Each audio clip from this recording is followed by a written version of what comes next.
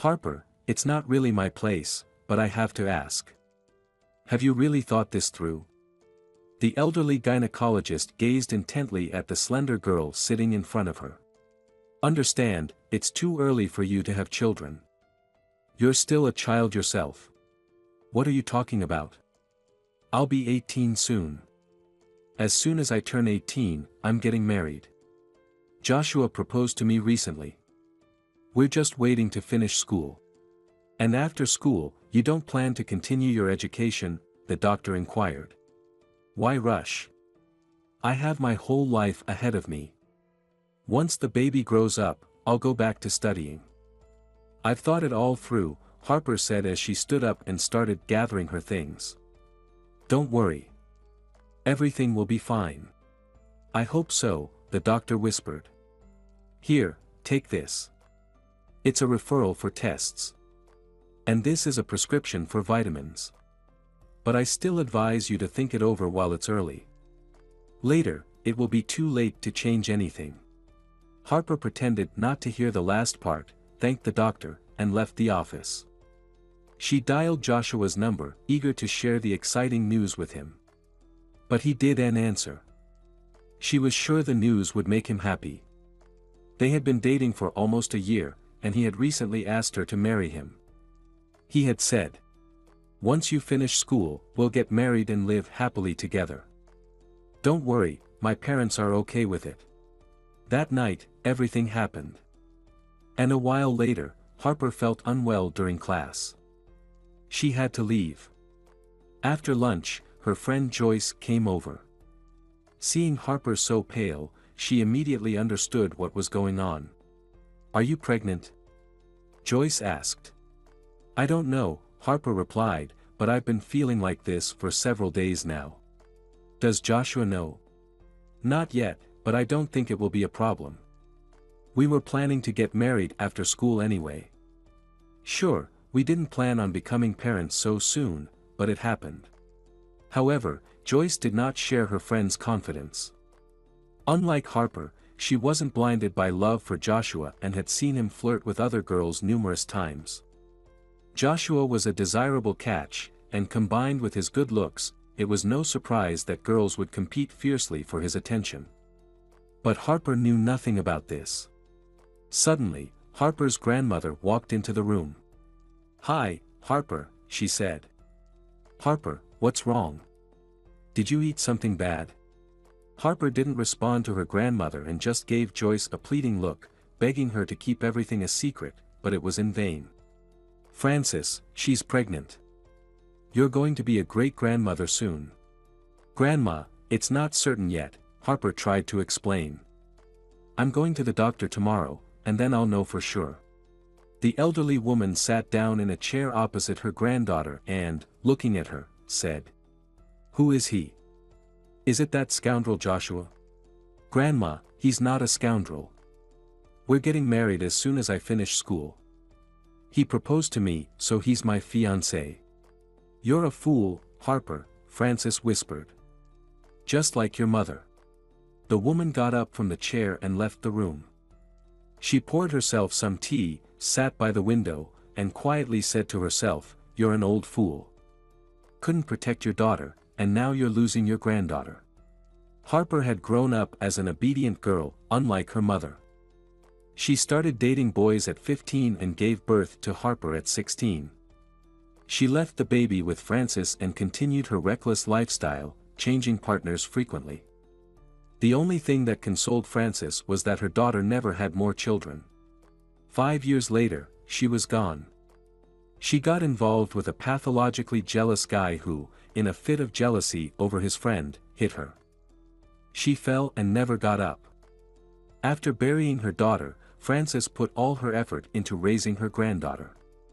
Harper made her proud with her good grades and well-behaved demeanor. But then Joshua came along, charming her naive granddaughter, and now she was pregnant by him. Frances didn't trust his intentions. He took after his father, Billy, who had been an arrogant and insolent. As Harper walked home from the doctor's office, her mood worsened with each passing minute. She had tried calling Joshua about 20 times, but there was no answer. Suddenly, someone called out to her. Turning around, Harper saw old Betty. "Hello, Harper. Why so sad?"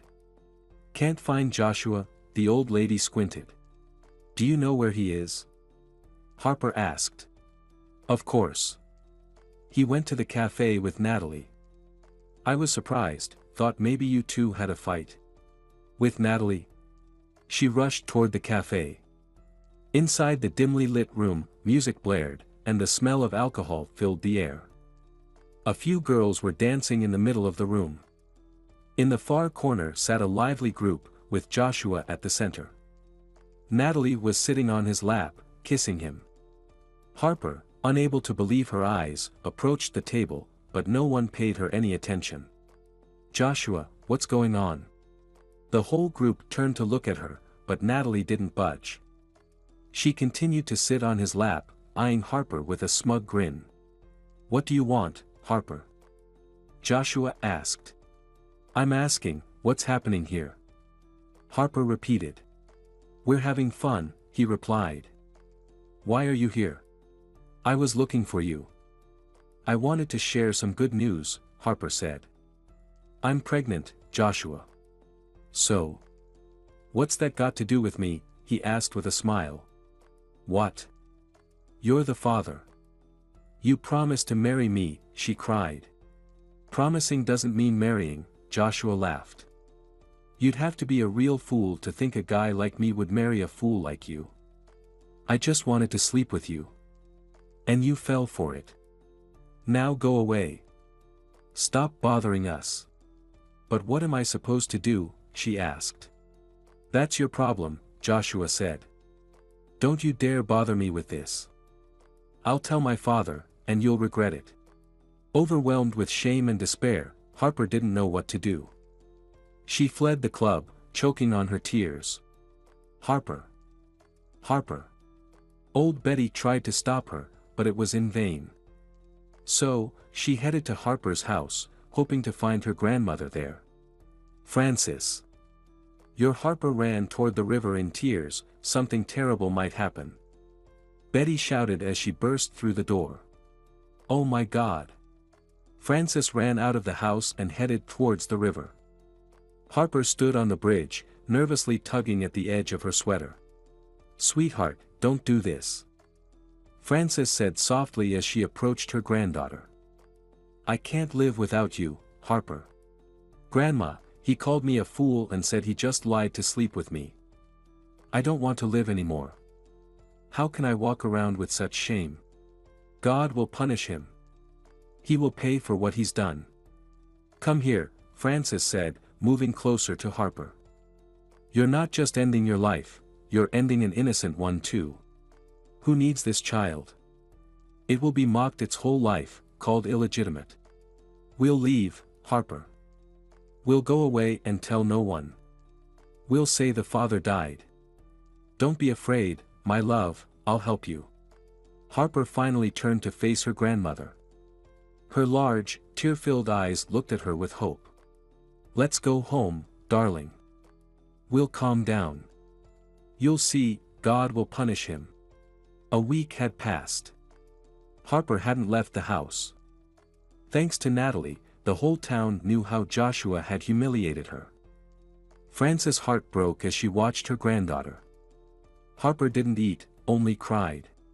"Stop it, sweetheart. As soon as you finish your exams, we'll sell the house and leave. We'll go far away, anywhere you want.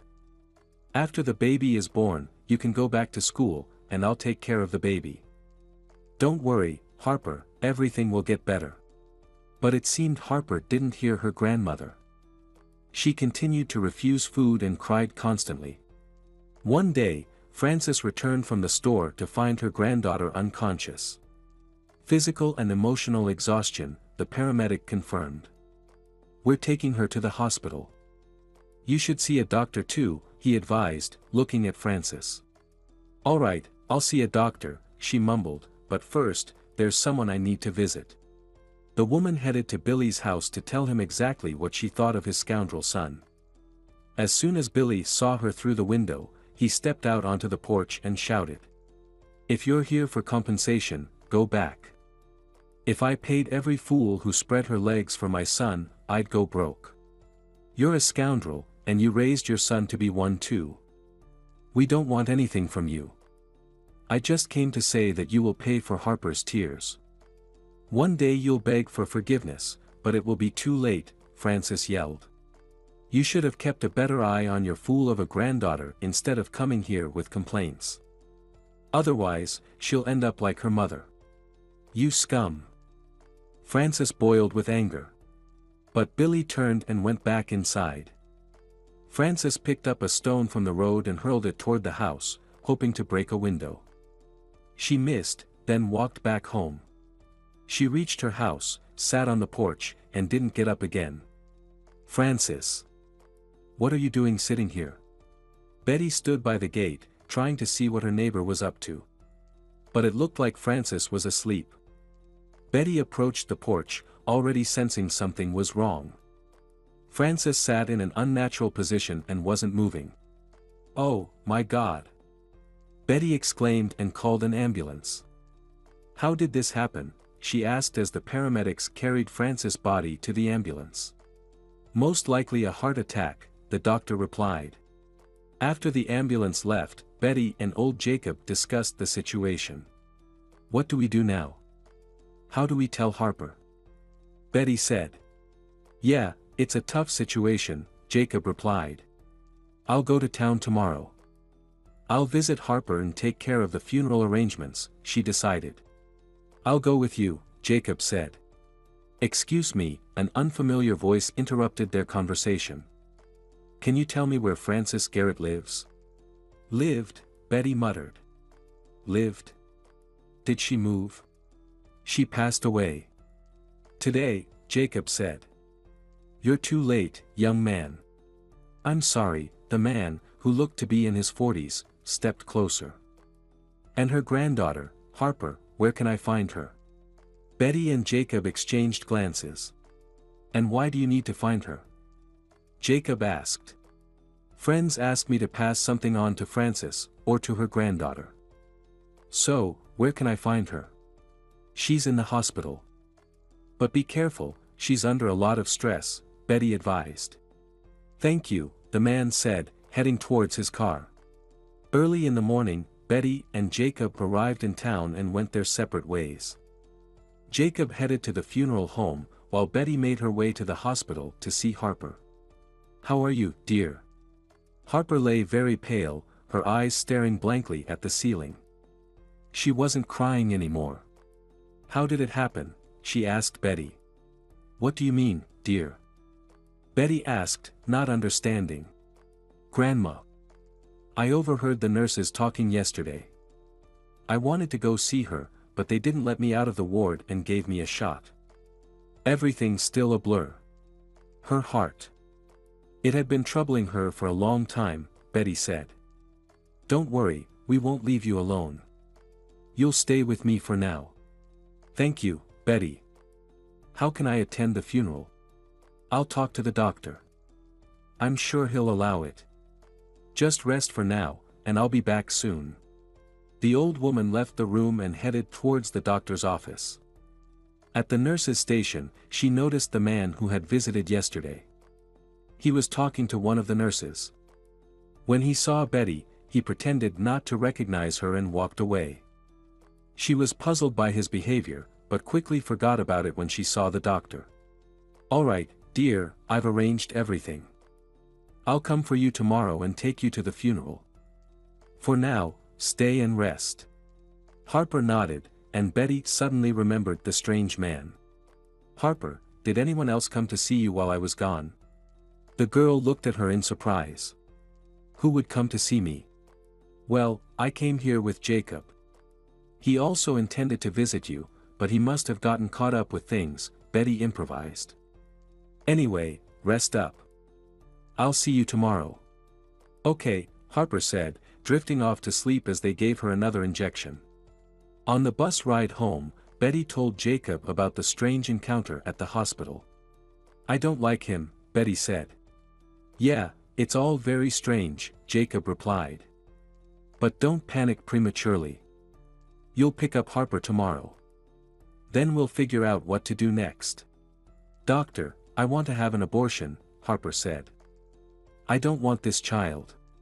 Harper, the decision is, of course, yours, but as your doctor, I must warn you that such decisions can have significant consequences. You're very young, you understand. The doctor spoke while observing her closely, but he didn't see any signs of distress in her demeanor. You see, I'm completely alone now. I can't give this child anything.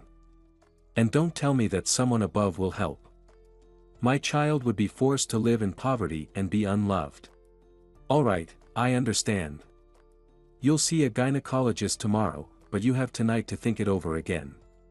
Thank you, Harper replied. A night to think it over again. If only the doctor knew how many of these nights she'd had. Her grandmother's death was the final piece in the wall she was building between her past and her future.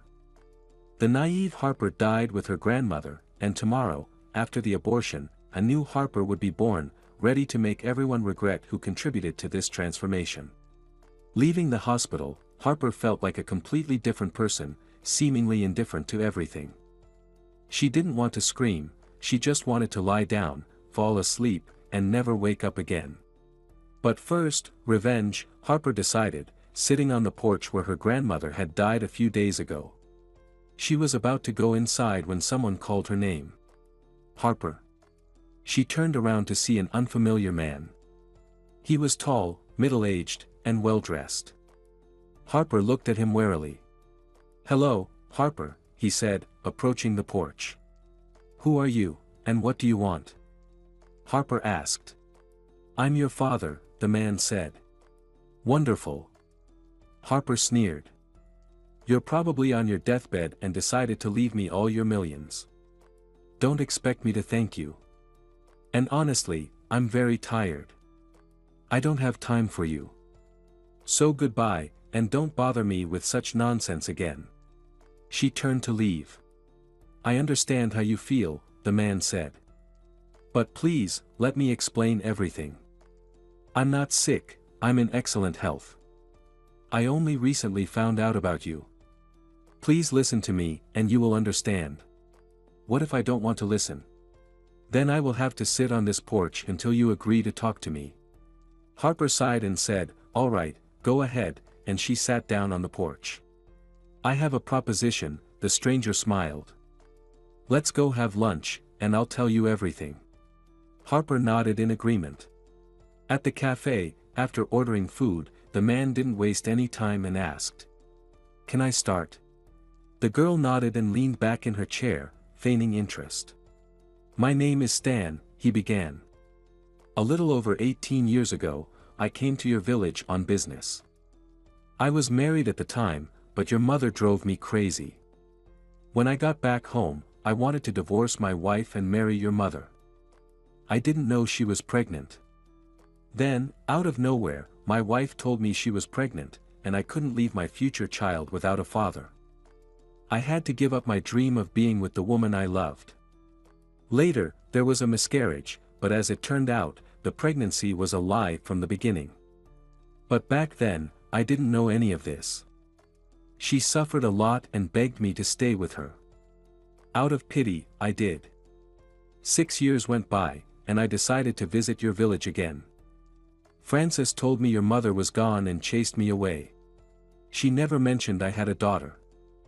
I saw no reason to divorce my wife anymore, so I stayed with her. A few months ago, my wife was diagnosed with cancer. On her deathbed, she confessed that 18 years ago, while I was in the bathroom, your grandmother called. My wife pretended to be a maid. Frances believed her and asked her to tell me that your mother was pregnant.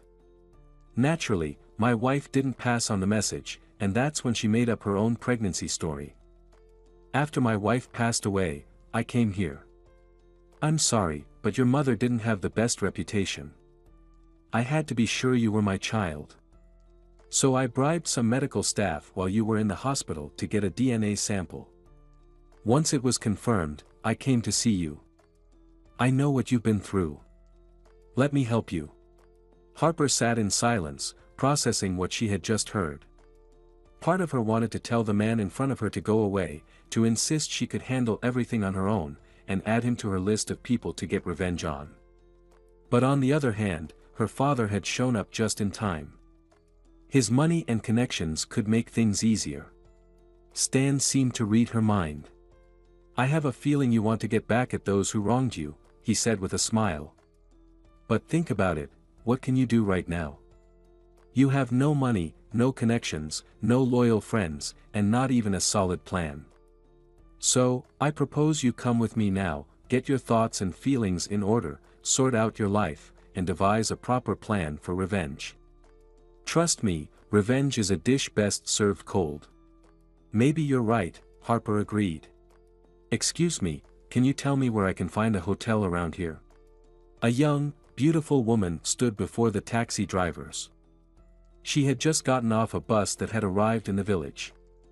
She carried a suitcase in one hand and a backpack on her shoulders.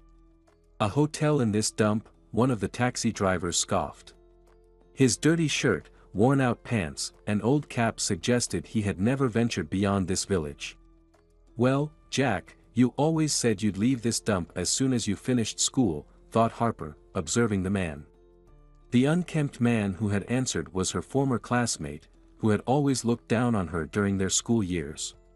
Maybe someone rents out a room. Harper needed a place to stay. "Noah, you've got a big house. Why don't you put her up?" Jack called out to one of the taxi drivers sitting in car. The men laughed. Harper scrutinized Noah. She didn't know him. Maybe he had moved here while she was away. But who in their right mind would come to this dump where there was no work or prospects? Noah got out of his car and walked over to her. He was of average height, with broad shoulders and muscular arms. "Well, if the lady is willing to pay for her stay and behave herself, we can give it a try," he said. Harper looked him straight in the eye. "Of course. I was brought up well and know how to behave in someone else's home. You don't need to worry about my conduct." Noah's house was indeed large. 2 stories with a huge terrace that had 2 doors leading from it. Noah headed to one of the doors. "This is where I'll put you.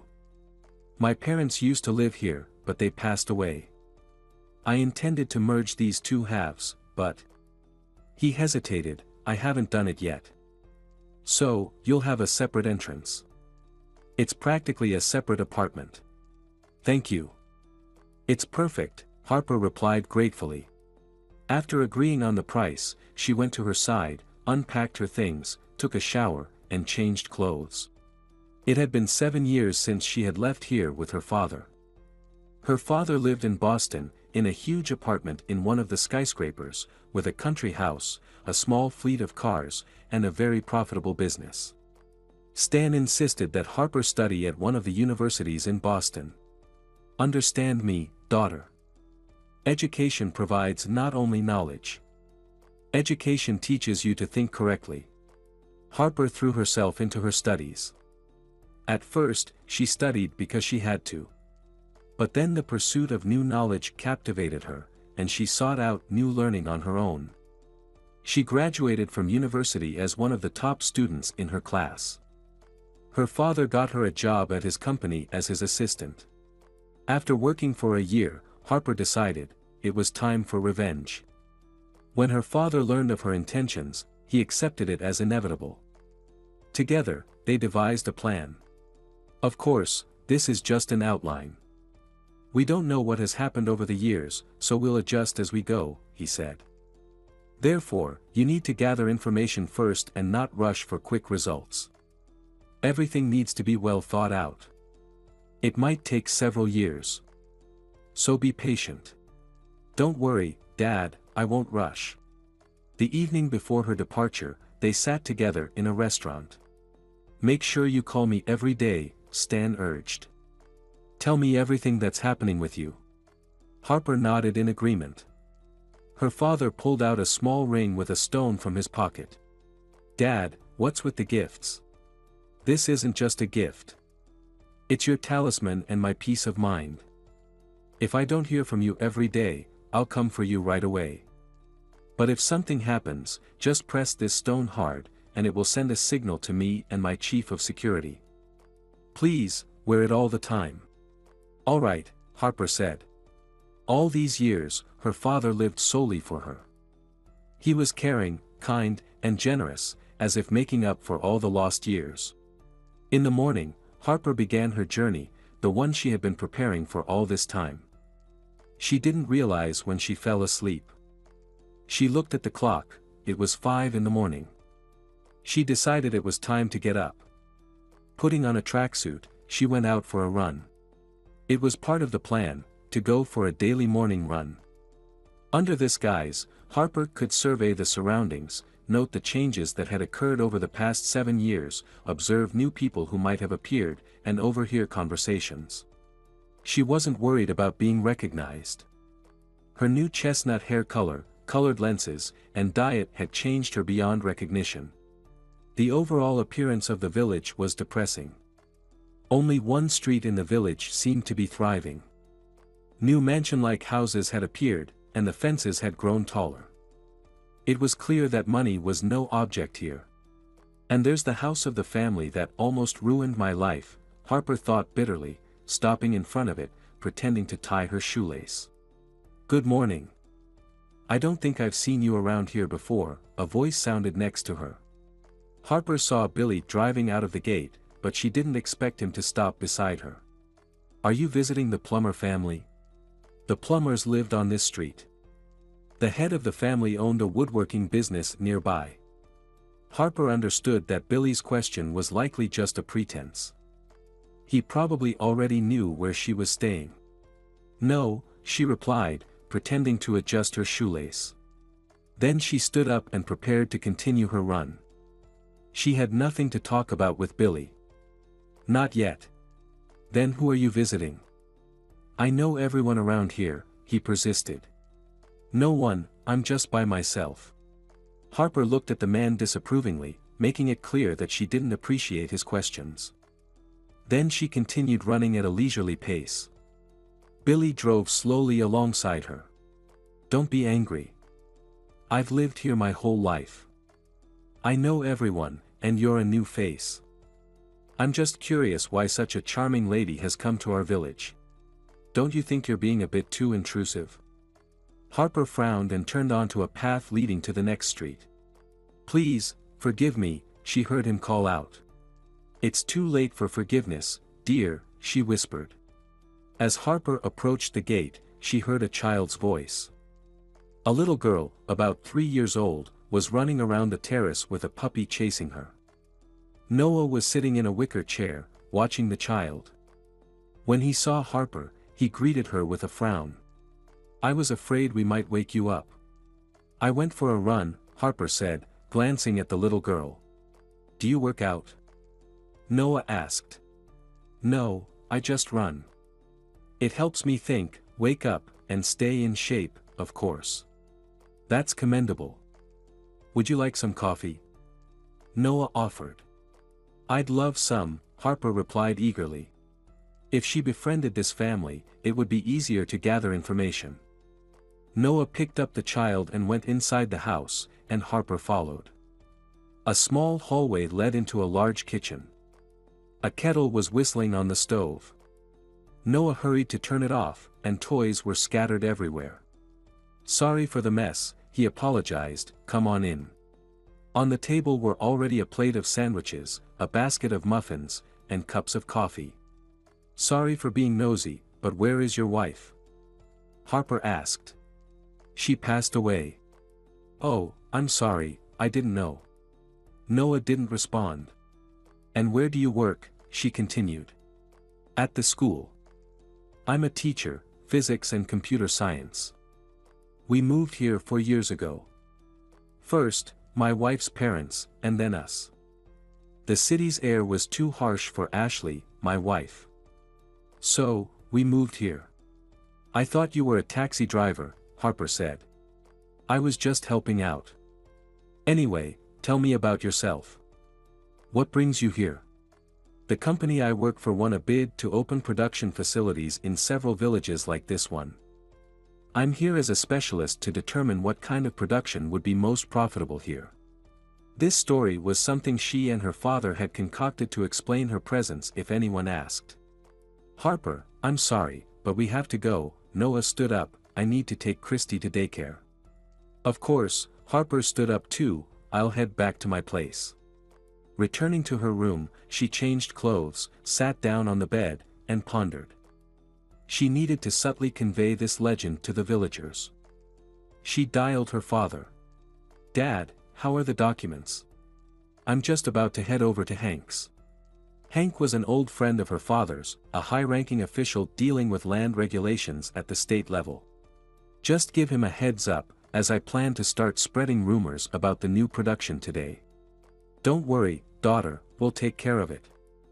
We'll send all the documents to the local mayor today.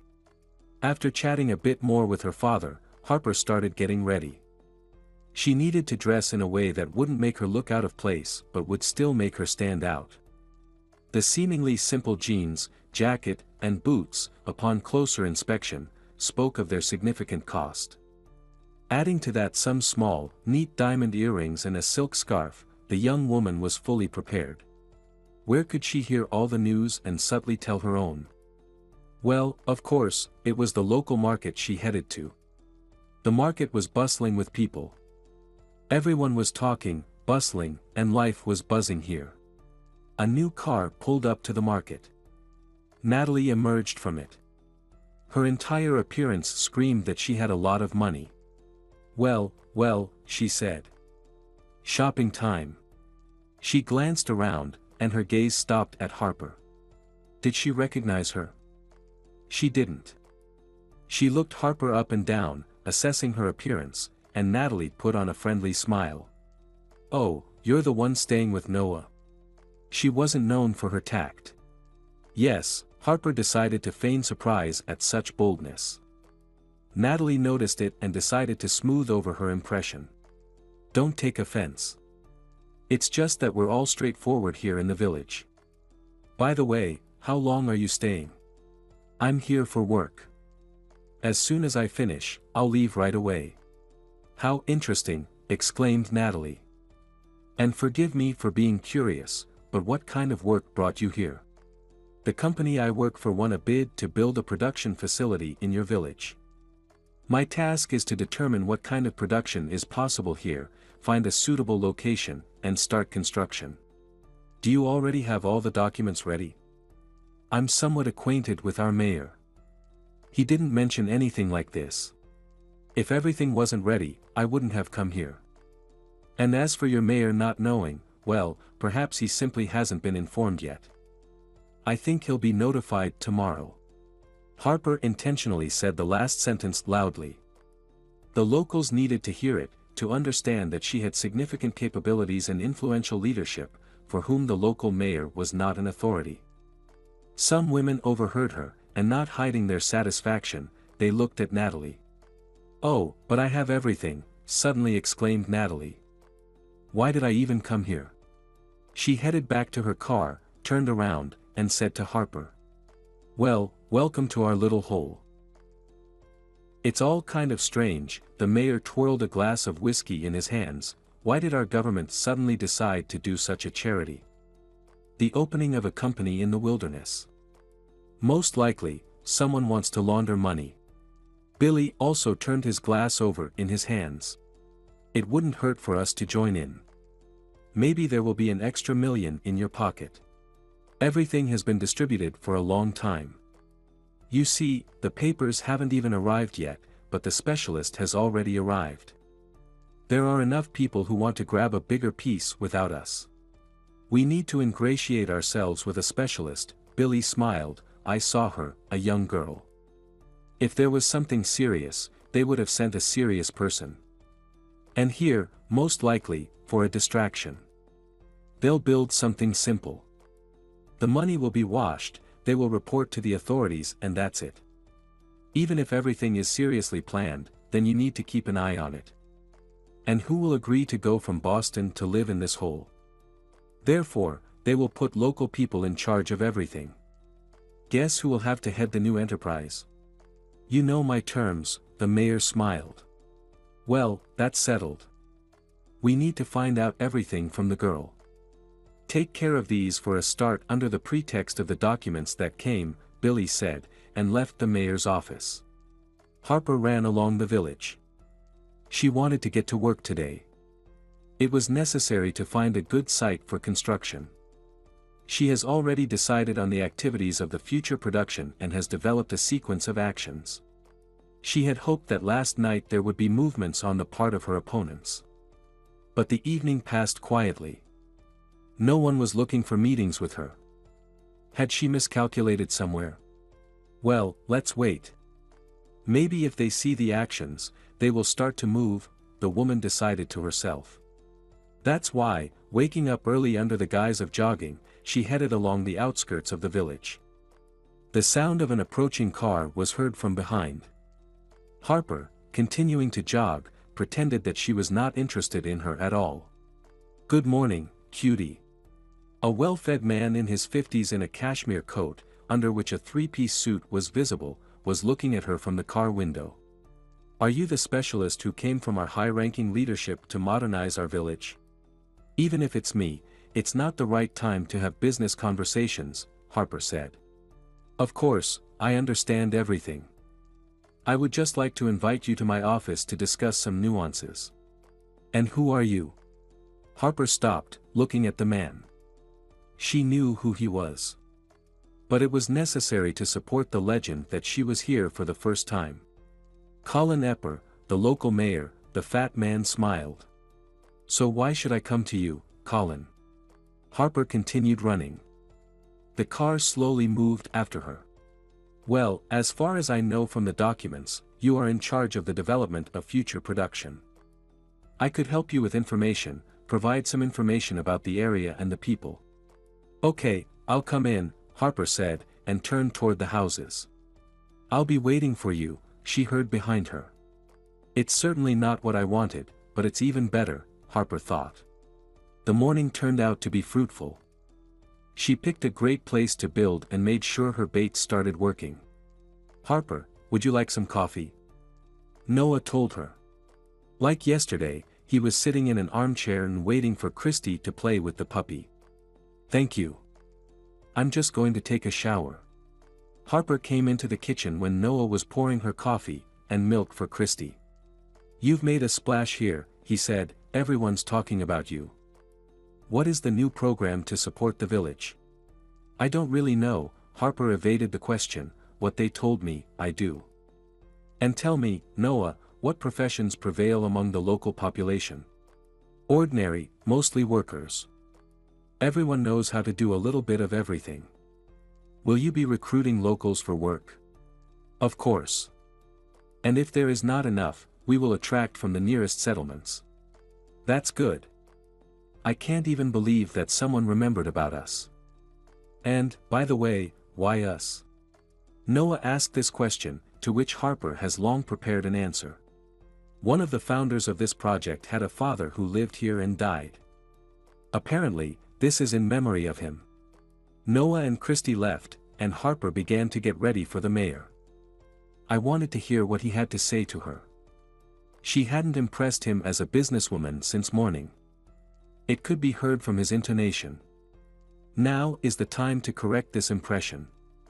A business pantsuit, a strict hairstyle, a heel, nude makeup and some jewelry created the image of a businesswoman who always gets her way. Hello, Colin smiled, I'm sorry, I didn't quite understand your name from the papers. Harper. Harper decided not to hide her name. She sat down in the chair opposite the mayor. Tea, coffee, he asked. No, thanks. Let's get right to the point. What questions do you have about our documents? So practically none. I looked at the estimated costs. Judging by them, you are planning to build a small production facility. Why? Smiled Harper, if you had paid attention to the project plan, you would have noticed that the production is planned to be huge, we even plan to enter international markets. By the way, this project is not final. I have already decided on the direction, so I will provide the final version in a couple of days. But I already know from my calculations that the end result will be more expensive. But you have an amount that does not correspond to your plans, the mayor said in surprise. You will not have enough for the entire project. This program allows the use of sponsorship. We will look for investors. Or rather, we have already found it. As soon as I submit the final draft, we will start negotiations. It seemed to Harper that even through the table she could see the mayor rubbing his sweaty hands in anticipation of profit. Colin talked a little more about how glad he was that such a program had reached their village, and began to say goodbye. Thank you, Harper. I hope I will be one of the first to learn about the final decision on your project. Goodbye, Colin. To her surprise, she found Noah at home. Why aren't you at work? Has something happened? She asked. I have a day off from school today. I usually do chores on this day.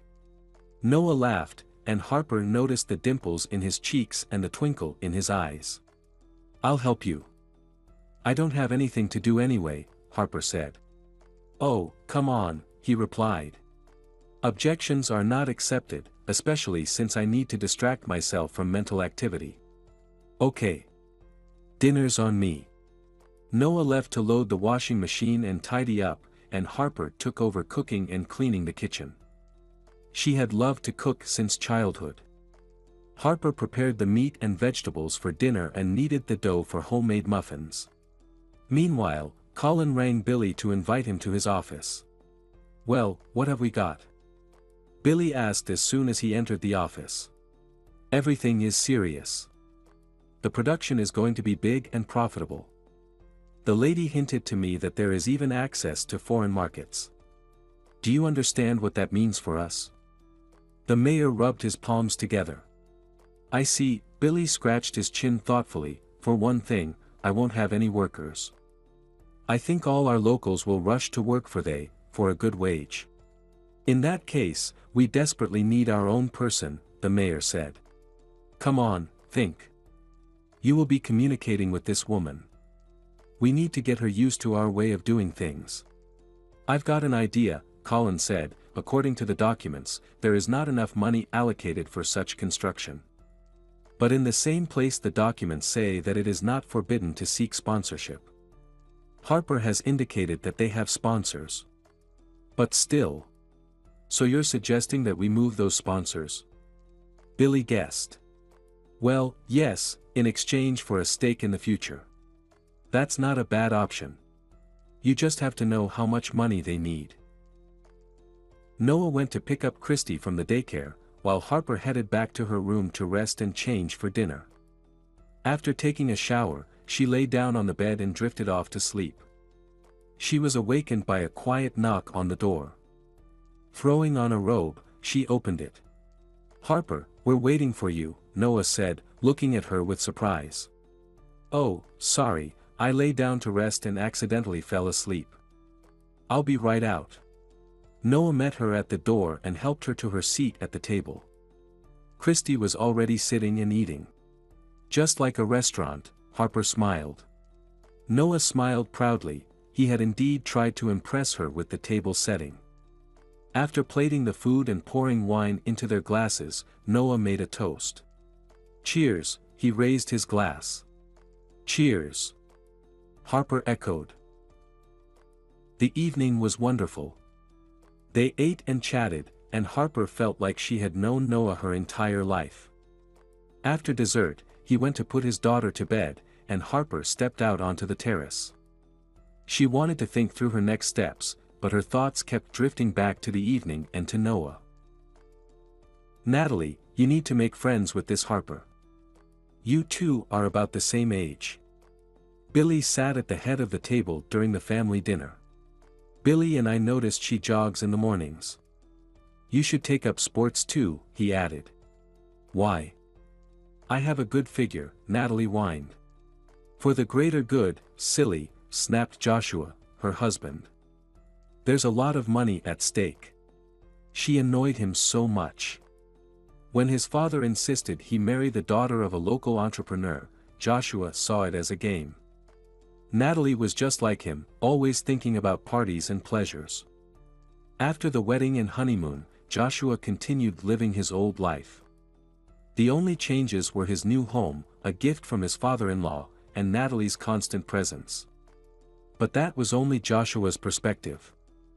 Natalie took it all seriously and started playing the role of a proper wife. She forbade him from meeting friends, hosting parties, or being out without her permission. Joshua just laughed and ignored her complaints, believing he was free to do whatever he wanted. One night, when Joshua was at a club with some girls, an enraged Natalie stormed in, yelling and pulling one of the girls off his lap. Joshua lost his temper and hit his wife. "Who do you think you are to boss me around? Wife?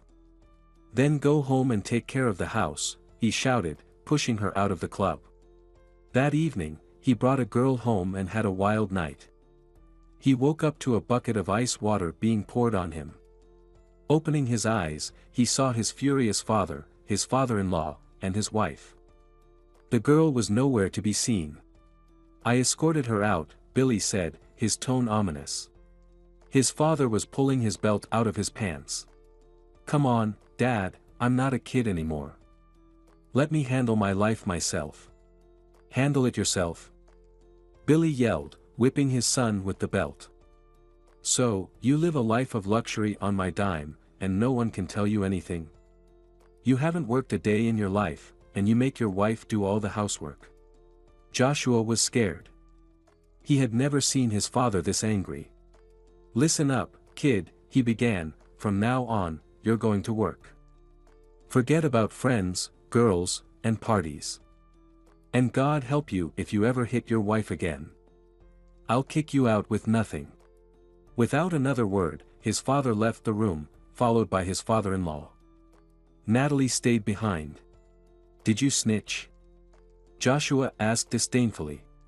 "What did you expect? That you could treat me like that without consequences?" She turned and left the room. From that day on, Joshua had to get up every morning and go to work for Billy. Over time, he got used to it and even started to enjoy the work and the prospect of making more money. Natalie, feeling empowered after her father-in-law's intervention, became unbearable. She constantly demanded things, reminded Joshua of his duties to her, and acted incredibly haughty, as if Joshua were her servant rather than her husband. However, when it came to money, the family showed remarkable unity and understanding. Even Natalie and Joshua set aside their arguments. This was one of those times when there was an opportunity to enrich themselves at someone else's expense. So, both families had gathered in Billy's living room. As soon as the clock showed 5 in the morning, Harper got out of bed. She stood in the shower for a long time, trying to push thoughts of her neighbor out of her mind. But her stubborn imagination kept bringing him back. "Calm down, focus on the task," she told herself. After getting out of the shower, Harper got dressed and left the house and started running. Today, she didn't have a specific goal. She had already seen what she needed to. She just wanted to clear her mind and use physical exercise to get rid of unwanted thoughts. She ran, humming along to the music in her headphones, and didn't hear someone calling her until they grabbed her by the elbow. Who could it be now, she thought, turning to see Natalie. "Good morning. I see you're also trying to stay in shape," Natalie said, smiling too broadly. "Also." Harper thought to herself, "You're only doing this because of me," but out loud she said, "Good morning. I started running back in college when I joined a friend, and I've been doing it ever since. Do you mind if I join you?" Natalie asked. "No, I don't mind. Everyone's talking about you," Natalie said. "People are buzzing, hoping for something." "I think they're hoping for new well-paying jobs," Harper said, looking at her companion with slight sarcasm. "Oh please, they'll just drink away whatever you give them," Natalie said. "But I believe the company won't keep alcoholics employed." "Well, then you'll have a shortage of workers," Natalie said, looking at Harper. Harper felt disgusted by how Natalie spoke about her fellow villagers.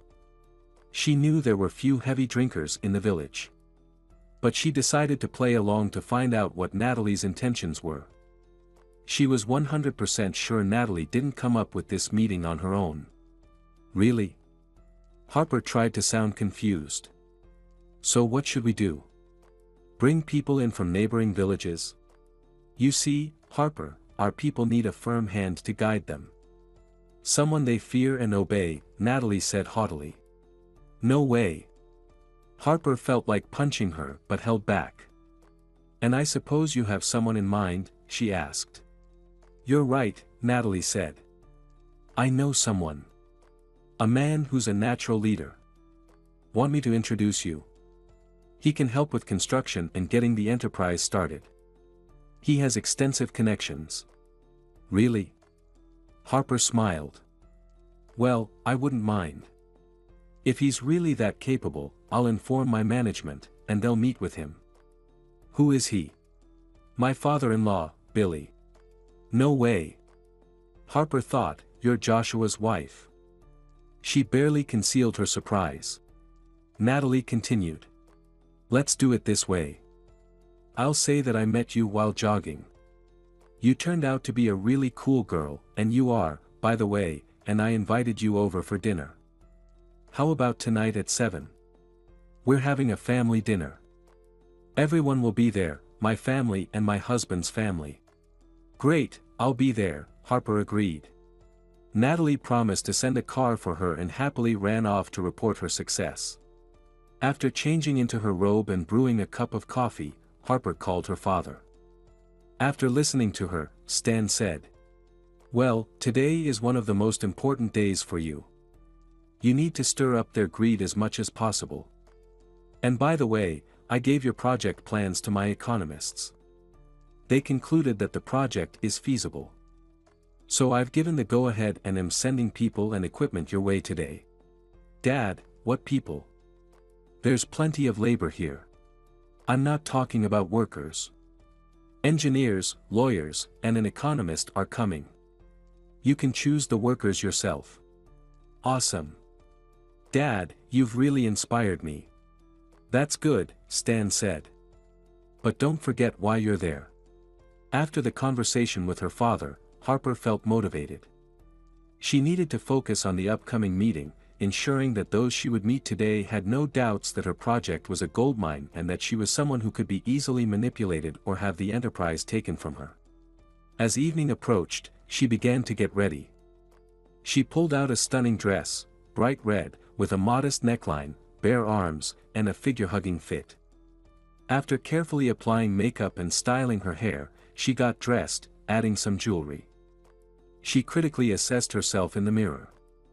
A beautiful woman stared back at her, like someone straight off a fashion magazine cover. As 7 o'clock neared, Harper threw on a coat, grabbed her clutch, and headed out, only to run into Noah. An awkward silence hung in the air, neither of them able to speak. You look like a fairy. Harper then noticed Christy standing next to Noah, her mouth wide open in admiration. Thank you, sweetheart, but I could never compare to you. You're the real princess here. Christy beamed with delight. We were going to invite you for tea, but I see you have other plans, Noah said at last. Yes, I'm off to dinner with future business partners, Harper explained, though her tone sounded apologetic. In such a dress, it did seem more like she was heading to a date than a business dinner. But Harper knew that a formal dress wouldn't achieve her goals tonight. A car honked at the gate, and after saying goodbye, Harper walked toward it. Noah watched her leave with a hint of sadness. What was he hoping for? That a wealthy girl would fall for a simple teacher with a child? Sitting in the car, Harper suddenly wished she could go back and have tea with Noah and his little daughter. Business first, she told herself firmly, pushing all thoughts of Noah out of her mind. Natalie came out to greet her. From her expression, Harper could tell she looked stunning. Natalie barely managed to hide her anger and envy behind a welcoming smile. Here's Harper. Natalie exclaimed, overly cheerful. The men of the family approached Harper, their faces showing a mix of admiration and barely concealed desire. Good evening. Harper smiled broadly, and the men rushed to introduce themselves and kiss her hand. Maybe I overdid it a bit, Harper thought. She glanced at the people gathered around the table. At the head sat Billy, with his wife to his right. Throughout the evening, she barely said a word. She left for her room right after dinner, citing a headache. Next to Billy were Natalie's parents, Joshua, and Harper completing the circle. Once his wife left, Billy focused all his attention on Harper, pouring her wine, joking, and complimenting her. Joshua tried to keep up, captivated by Harper's beauty, and forgot about his wife, who was irritably nudging him with her elbow. The only one who remained composed and unaffected by the guests' charms was Natalie's father, Hank. Watching Billy and Joshua, he realized they had forgotten why Harper was invited. He decided to steer the conversation in the right direction. "Harper, you must be tired of compliments by now, but I must add that besides your beauty, you possess a remarkable intellect. Otherwise, you wouldn't be trusted with such an important mission of starting a production from scratch." "Thank you, Hank. This isn't my first project, but usually, after I develop it, other specialists take over. This time, I decided to oversee everything personally. Equipment and staff should arrive in the next few days." "What kind of staff?" Billy, reminded of the dinner's purpose, asked. The arrival of more people from Boston could complicate their plans significantly. "Specialists to start the construction, recruit staff, and handle documentation," Harper said, smiling charmingly. "Are you planning to hire local staff?" "Yes, possibly. If needed, we'll bring people from neighboring areas." "That's good. We have enough workers, but not many specialists, they're all occupied." "You wouldn't put a local without the proper education in charge of such a production, would you?" "Of course not," Harper smiled. "We'll send someone from Boston. But such a production requires huge investments before it starts." "Did the government allocate such a sum?" "Of course not, but we can attract sponsors. In fact, many have already offered their support." "And what's in it for them?" "We ensure they are acknowledged in all matters related to our production. In government reports, advertising, even on the product labels, their assistance will be noted. Also, during the grand opening, there will be a big press conference with a significant focus on the sponsors and their role in the project. So, we have many willing sponsors, and we're not worried about lacking funds." Harper smiled. Silence hung over the table. Harper could almost hear the wheels turning in the men's heads. Her answers had made it clear that they couldn't easily latch onto this project and profit from it. "Dad, I feel a bit uncomfortable," Natalie interjected. She thought it would be suspicious if their guest was questioned about her work all evening. "I invited Harper to have a nice evening, and you're bombarding her with work questions." "Yes, indeed, what are we doing?" Billy snapped out of his thoughts. "Forgive us, Harper, for being so intrusive. As someone who's been in business my whole life, I always think about work. But tell us about yourself. What do you enjoy doing in your free time?" "I heard you're into sports." "Not really," Harper replied. "Mostly just morning runs. They help me plan the day and get energized." The group shifted the conversation to hobbies and leisure activities. As it neared 10 o'clock, Harper spoke up. "Excuse me, but it's getting quite late. I'm used to going to bed early and waking up early as well." She decided that she'd stirred the pot enough for one evening. "I'll tell our driver to take you home," Natalie said eagerly, relieved that the guest, who seemed a threat to her marriage, was leaving. "I can walk her out," Joshua offered, drawing stern looks from his entire family. "Pay attention to your wife," Billy said firmly. "I'll see Harper out." "I've never met a woman like you before," Billy said as the car pulled away. "You've captivated me both in mind and heart." "That's a bit much," Harper thought, but she said, "You flatter me." "Not at all," Billy countered. Harper looked at him in surprise. If she hadn't known him before, she might have thought he was in love. "You truly combine exceptional intelligence with beauty," he continued. She was speechless, so astonished she didn't know how to respond. When they arrived at her home, Billy got out to open the door and help her out. "Harper, this might sound forward," he lightly touched her hand, "but can I hope for a lunch with you?" "Just meal, nothing more." Harper panicked again. "Let me check my schedule and I'll find some time for lunch." "Thank you. I'll look forward to it." Billy kissed her hand and got back into the car, while Harper walked towards her house. Despite the late hour, Noah wasn't asleep. He sat on the terrace in a wicker chair, sipping a beer and occasionally checking his phone. "Can't sleep." "Waiting for the match," Noah replied. "I'm a football fan, but too noisy. So, I come out here every time to avoid waking Christy." "Seriously?" "Me too.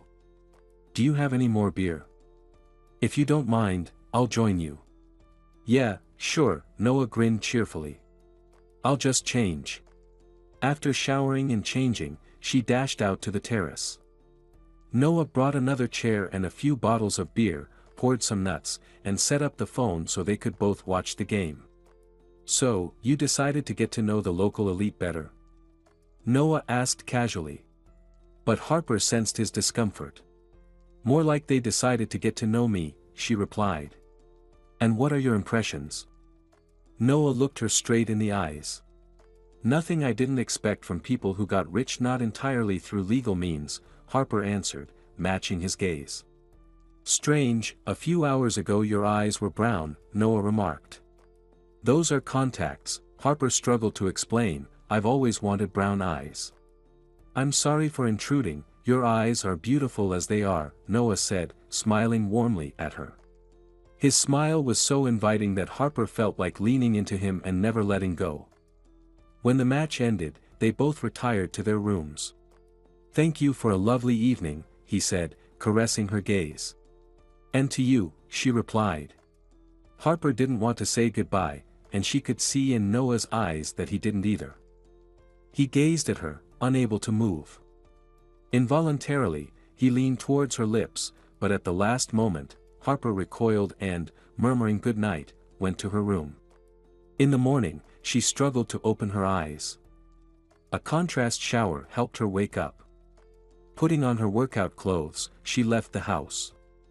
She needed to contemplate last night, and as usual, running would help her with that. But her thoughts kept returning to one thing. Noah. When all this is over, I'll start anew with Noah. And first of all, I'll tell him everything about myself, even the most shameful. Then he can decide if he needs a woman like me, and as a mother of his child. Harper's heart constricted, and she stopped. She remembered in detail the day she, succumbing to emotions, aborted her child. 7 years later, he would have been. Instead of devising elaborate revenge plans, she would have been taking him to school or simply playing with him. Where was her head? If her grandmother had been alive, she wouldn't have allowed her to have an abortion. Meeting men, Harper hoped she could get pregnant and make things right. But apparently, higher powers punished her, and she could no longer have children. Harper stood for a moment longer, then shook her head and started running again. From behind, she heard the sound of a car. She ran on without looking back. Another local oligarch with a business proposal, no doubt. "Good morning, Harper, you're charming." The voice was unfamiliar. She stopped and looked at the person addressing her. A well-dressed young man in a super expensive car. No one in the village had one like that. Another spoiled rich kid who thought he could get away with anything. "Who are you?" she asked sharply. "I'm sorry, I didn't introduce myself. I'm Noah's brother. Daniel. I arrived yesterday, but I was so tired that I went to bed right away, and we didn't get a chance to meet. So you decided to get up early today to catch up with me on my run and introduce yourself?" she asked. She continued running, not wanting to talk to him anymore. He didn't insist and drove away. Returning home, she saw Noah smiling on the porch. His eyes looked at her so warmly that she felt like melting and abandoning her entire plan. "The kettle's already boiling," he informed her. "Thank you. I'll just change clothes." "Coffee?" Noah asked, looking at her. Yes, please, Harper smiled. Listen, I met this young man. Daniel? Noah interjected. Yes. Is he really your brother? Yeah. He got involved in some shady stuff back in college. Started making money, dropped out of college. Then he made some successful investments, and now he lives off the dividends. Honestly, I was surprised too. He never visited us here. He didn't even come to our parents' funeral. I was pretty disappointed then. So, have you met him? Well, he caught up with me while I was running, and I didn't engage in conversation with him, she said. How did he know about me and where I was? This morning, when Daniel woke up, he wanted to move into your room to stay. But I told him the room was taken. He hung around the door, worried because there was silence from inside and you didn't peek out to see who was making noise outside. I figured you were out running. He decided to go to the cafe for coffee, but I didn't expect him to run into you. He's always been brazen, so don't pay him any mind. After breakfast, Harper went to her room and closed the door. Noah took Christy to daycare, then headed to work. Daniel stayed home. He suggested going for coffee with Harper, but she declined. She urgently needed to contact her father. Dad, I need information about someone. Yeah, who's that? Stan asked. Maybe it's nothing important, but I don't like the sudden appearance of a wealthy guy who hasn't been here before. Daniel Marvin. That's a familiar name, her father said thoughtfully. I'll look into it right away. With nothing else to do, Harper lay down and unexpectedly fell asleep, almost the entire day. Wow, she exclaimed, looking at the clock. I slept the whole day. There was a knock at the door. Thinking it was Daniel, Harper didn't rush to open it, but the knocking continued. With an annoyed expression, she opened the door to find Abigail, her father's chief auditor, standing there. Good afternoon, Harper. We've arrived, Abigail said. There were a few more people standing on the terrace. Oh, right. Please come in. I'll be with you in a moment, Harper replied, quickly heading to the bathroom to freshen up. Her father hadn't mentioned on the phone this morning that her team would be arriving today. Fully composed, she returned. Where are you staying? She asked. Nowhere yet. We came straight to you. Honestly, we're very tired, Abigail answered. Yes, of course, I understand.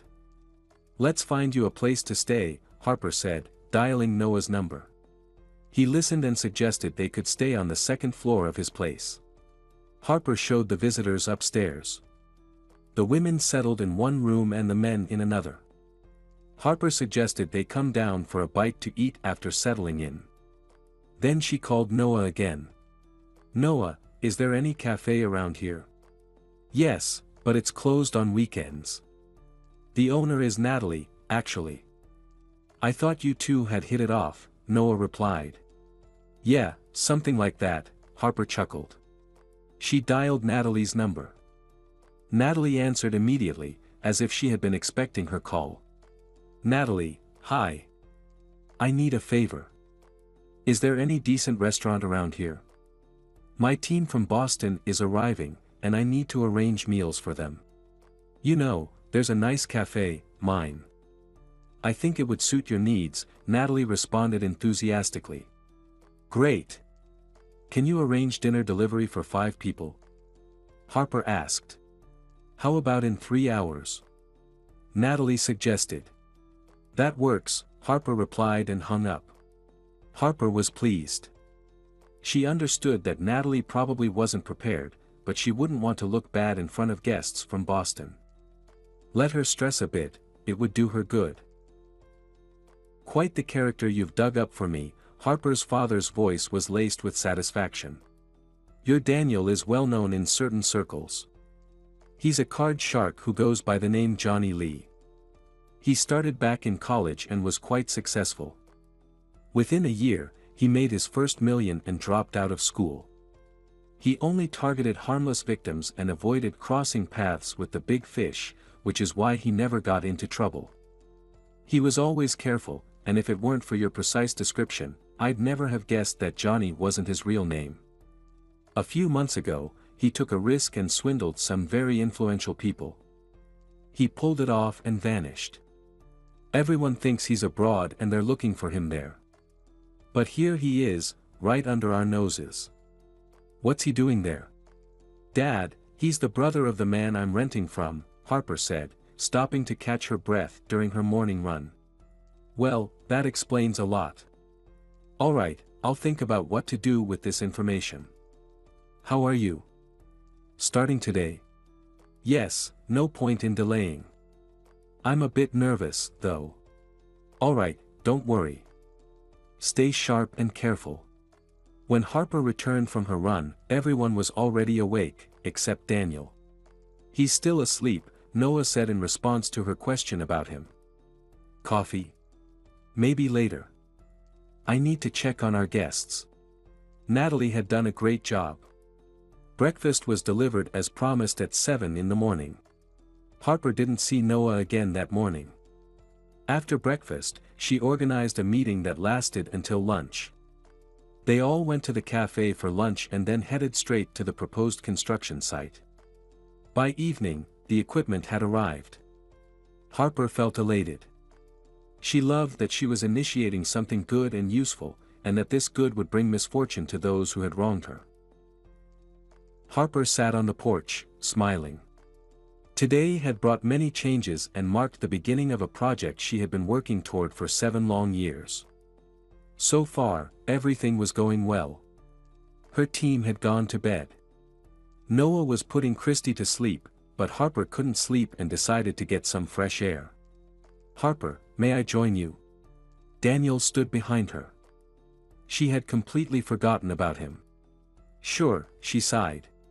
Harper didn't feel like talking to him, but it was worth observing and figuring out his future actions. So, are you the local savior? He began, but seeing her expression, realized he started off wrong. Her gaze turned icy, pinning him to the spot. Sorry, I meant, you've come to improve the living standards of this godforsaken village. She remained silent, staring at him. Daniel felt uneasy. I talked to some locals. You've got grand plans and a solid financial backing, he said. Harper was still silent but started to become interested. I could be useful to you. Really? She looked at him with curiosity. Yes, I have excellent and reliable suppliers for building materials. And why do you think I don't have any? Harper smirked. No, I didn't think that. But yours are likely from Boston, which means higher prices. Mine are more modest, but the quality is on par with yours. And the price is at least 10% lower. What do you think? Daniel, forgive me, but are you an idiot? Harper asked. An idiot? Why? Daniel was furious. No one had ever called him that before. Do you really think my company started this project without thorough planning and budgeting? And that we're only now thinking about where to buy the necessary materials? This has all been decided and agreed upon a long time ago. Well, sorry, the guy muttered. Good night, Daniel. I can't say it was a pleasure talking to you. Harper stood up from the porch. Such an evening was ruined. As she entered her room, she heard the phone ring. It was Billy. Harper, sorry for calling so late, he began, but you promised to have lunch with me sometime. Sorry, Billy, but it won't be possible anytime soon. The construction has started. Until it's running smoothly, I won't have any free time at all. That's a pity. He sounded genuinely disappointed. After saying goodbye, Harper hung up the phone. In the morning, Harper grabbed a stack of flyers and dashed out of the house. Yesterday, she had printed a large batch of flyers announcing new job openings at the construction site. She planned to cover the entire village and put up these notices. She had been running around posting flyers for about an hour when she heard a short car horn from behind. Turning around, she saw it was Billy. I see our lovely lady has added some extra challenges to her morning run, he said, stopping the car and leaning out of the window. Yes, Harper replied, deciding to observe his reaction. I'm recruiting the locals to work for me. That's good. A person should work. Otherwise, who will? A monkey? Billy laughed at his own joke. Harper, forgive me for being pushy, but I'd really like to meet with you in a neutral setting. She looked at him with surprise. I came out early today just to find you on your run and treat you to some coffee. Please, have a seat. He opened the passenger door. Intrigued by his approach, Harper got in. Billy leaned over to the back seat, retrieved a thermos and 2 cups, and poured coffee, handing 1 cup to Harper. This is for you, he said. So, you're trying to take our entrepreneurs' workers away? Billy asked. Well, I think a good worker won't leave a good employer, Harper replied. Yeah, Billy couldn't think of a response. Harper waited silently, watching him. Harper, my family is getting together this weekend. I'd like to invite you. I'm planning a barbecue, and I'd love for you and your colleagues to join us. Alright, I'll think about it. But now, sorry, I have to go. Without waiting for a reply, Harper got out of the car and continued her run, leaving Billy with the untouched cup of coffee. As she was nearing the house, someone called out to her again. I'm in high demand today, Harper thought with a smirk as she turned around. Harper, good morning. Colin awkwardly got out of his car. Good morning, Harper replied. I thought you and your team might need an office. I'd like to offer you a temporary office in my administration building. Really? Thank you, Harper said, genuinely appreciative. It would indeed be inconvenient to work and meet people at Noah's place. We'll come by around 9, okay? Of course, Colin said, I'll have several offices prepared for you to choose from. Good. And have your lawyers draft a lease agreement. Oh, no need for that, the mayor said, waving his hands. This is a friendly gesture, no rent required. Work there as long as you need. Great, thank you. See you then. Coffee? Noah greeted her on the terrace as usual. Your colleagues are already up. Yes, Noah, thank you. I'll be right there. I could really use some coffee. She quickly ran to her room and changed into a business suit. Before heading to Noah, Harper went upstairs. Her colleagues were gathered around a large table in one of the rooms they used for meetings, having breakfast. Natalie was reliable and always delivered food on time. Harper, where do we start? One of her colleagues asked. Well, Mayor Colin has generously and freely offered us several offices in the administration building. So today, Abigail and I will go there to handle documents and meet with people, as I expect a good response to the flyers I put up. Chief Engineer Robert and his team will head to the sites. After seeing her colleagues off, Harper went to Noah. She wanted to spend a few minutes with him. Time flew by quickly. Almost half the village came to apply for jobs with Harper, and people from other villages also started to show up. Every day, Colin would come by the office where Harper worked, asking how things were going, feigning delight and admiration. Billy, can't you see what's happening? The mayor panicked. Soon, you'll be left with nothing. We need to act fast. Billy listened, agreed, promised to think about it, but did nothing. He was afraid to admit, even to himself, that he thought of Harper not as a threat to his well-being but as a woman, so desirable and unattainable. The last time he felt this way was 20 years ago, and it ended badly. Since then, he had forbidden himself from getting involved with women. But Harper had managed to melt his heart. He no longer wanted to take away her project or profit from it. He wanted to develop it together with her, as partners. He decided to take his own path. Harper was walking towards the house.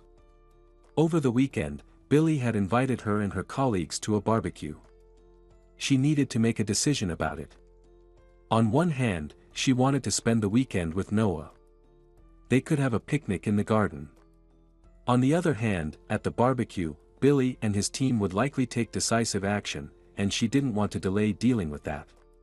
"Hi, my fairy." Lost in thought, Harper didn't notice Noah and Christy catching up to her. "We bought something. Will you join us for a picnic?" "Of course, dear." It didn't immediately dawn on Harper that she had agreed, thus disrupting all her plans for tomorrow. "Great," Noah said, delighted. "I'll figure it out later," she thought. Taking Christy's hand, they ran to the house. Daniel was waiting for them on the porch. Harper hadn't seen him for almost a week. When she left the house in the morning, he was still asleep, and when she returned, he was already gone. No one knew where he went or why, but he always came back drunk. Even now, there was a faint smell of alcohol on him. "Oh, hello," Daniel exclaimed. "The savior of our dying village." "Calm down," Noah intervened. "And what about you, brother? Are you in love? Or are you tired of your poor existence and decided to become a gigolo?" Daniel was clearly quite drunk. Noah tried to grab his brother, but Harper stopped the fight. She held Noah back by his arm. "Don't stoop to his level. He's just jealous of you for living a normal life. You're loved and expected at home. You have something to live for, someone to live for. You don't have to hide from anyone. The real poor here is you, Daniel. You're poor in spirit, you're not needed by anyone. The money you earned dishonestly didn't make you happy." Daniel turned pale and whispered. "Who are you? Who do you think you are?"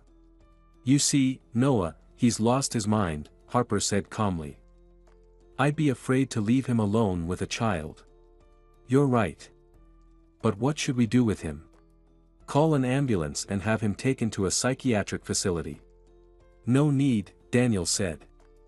"No need, I'm going to my room and won't come out until morning." "But really, who are you, Harper?" Noah looked at her, but she ignored the question. Today, they were sitting in the garden. There was a small gazebo. After sending Daniel to bed, they decided to have dinner together. Harper quickly prepared the meal. Then they went out onto the terrace, playing with Christy until she got tired and fell asleep on Harper's lap. Noah carried her to bed and returned with a bottle of wine. "Come on," he nodded to Harper and led her to the gazebo. They sat in silence, drinking wine and enjoying each other's company. Suddenly, she spoke. "I'm just an ordinary woman. A careerist. You know too much for an ordinary woman. And you've taken on too much for just a careerist." "Well, maybe I'm not that ordinary," she tried to joke. "Unordinary enough to find out who my brother is in a day.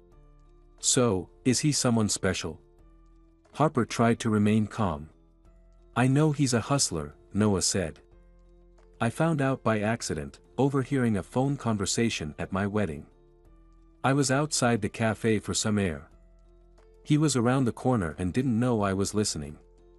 I never confronted him, and he still doesn't know. I always expected he'd come to me one day with problems. His arrival now shows he's in deep trouble. And after what you said today, which made him turn pale, I know it's serious. So, who are you, Harper?" She sighed. This was the worst time to reveal everything. But Noah continued. "Your appearance has changed. It means people here knew you before.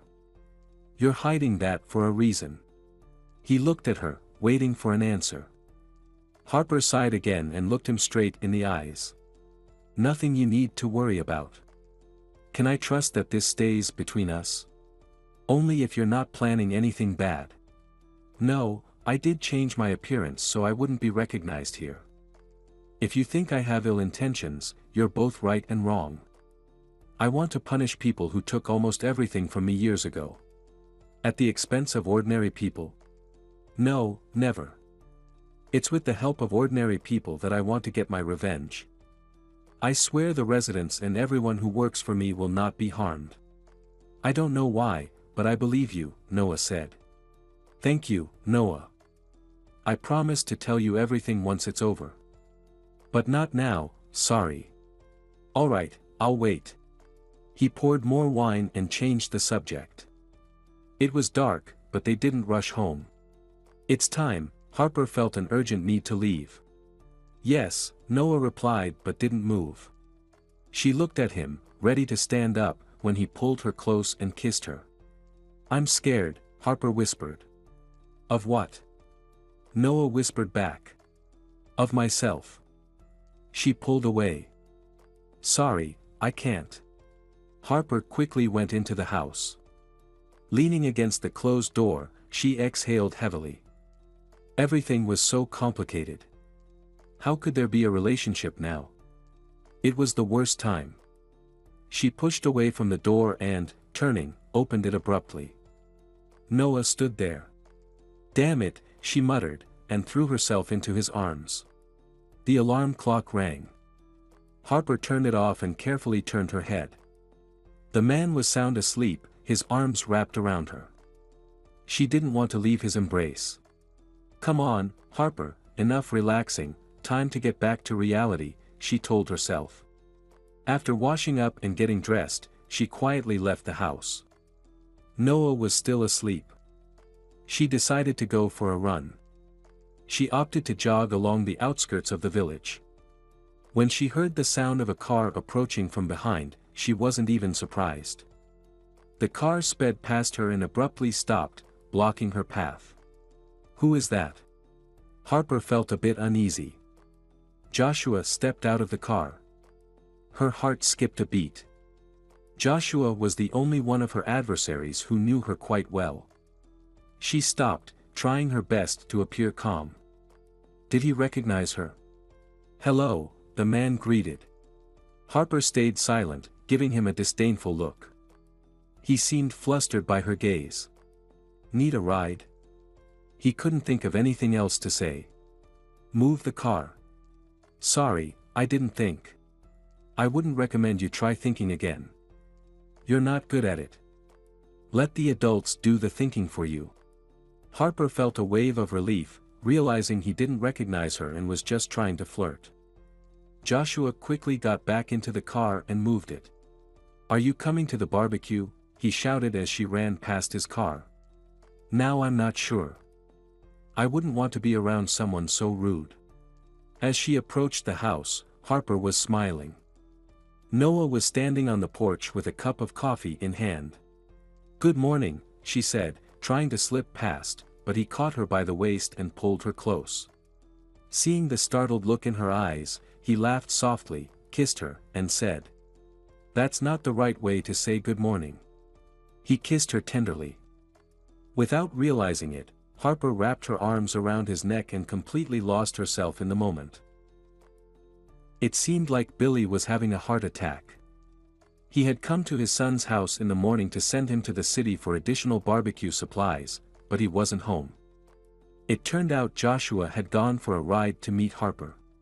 Why did you go to meet her? We've been strategizing for days on the perfect approach so she doesn't suspect our true intentions. And you decided that with your smooth face, you'd win her over, and she, thrilled by the joy of your company, would hand over the business to you? Joshua didn't know how to respond. He did want to capture Harper's interest, but not to take over her business. Why? Let the production stay in her hands, but let her be with him. Marrying Harper would free him from his hateful wife and dependence on his father and father-in-law. But for some reason, Harper didn't fall victim to his charm, she just laughed at him. Billy was angry that his worthless son decided to court a woman he himself fancied. The night before, they had a meeting where they decided it was time to act. They had agreed to make Harper an offer of sponsorship. It was Colin, Hank, and, of course, Billy. In return, Harper was supposed to put either Billy or Hank at the helm of the production. And now this idiot, his son, wanted to ruin everything.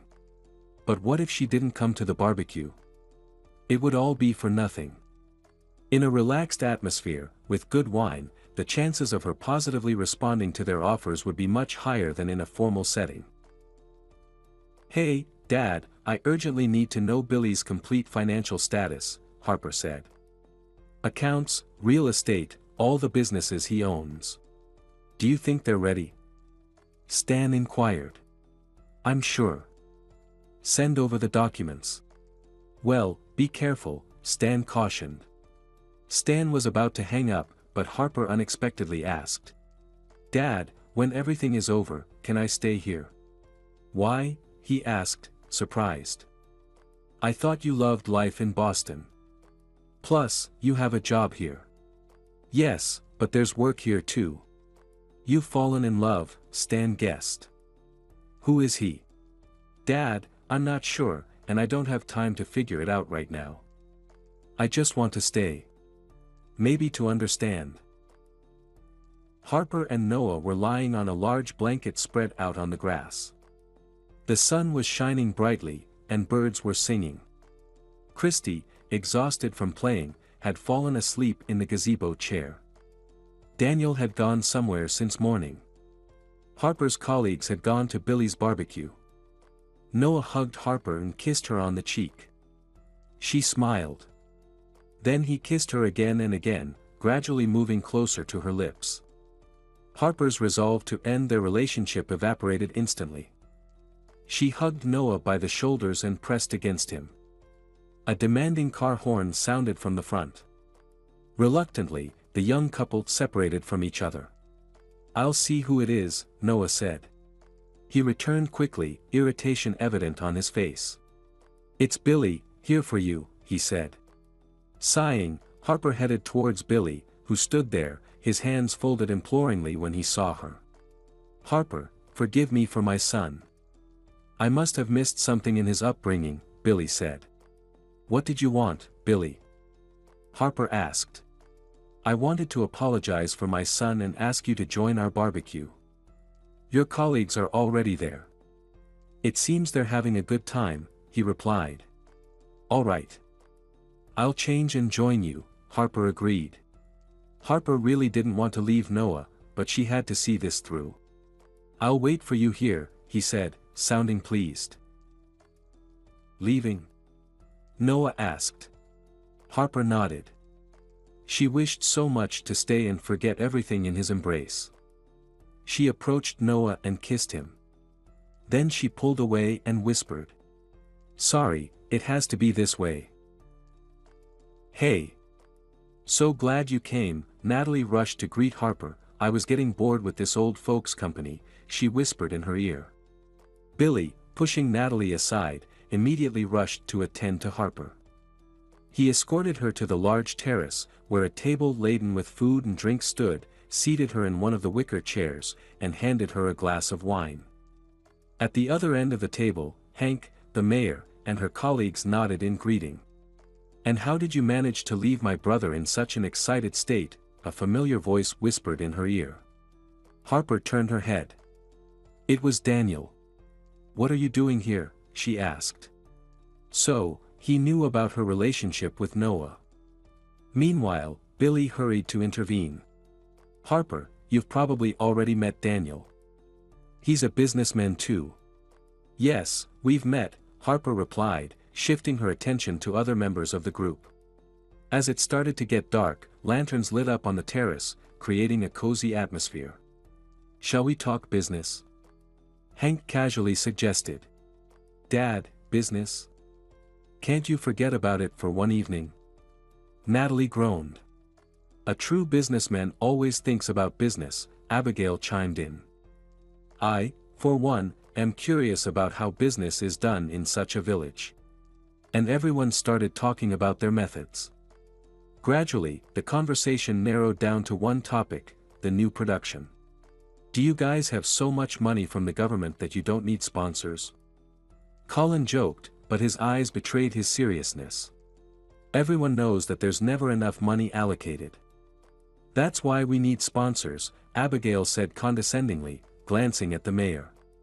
But we haven't heard about your sponsors. Where are they? Billy directed the question to Harper, looking straight at her. You haven't heard about our sponsors because we haven't presented them with a report on our progress yet.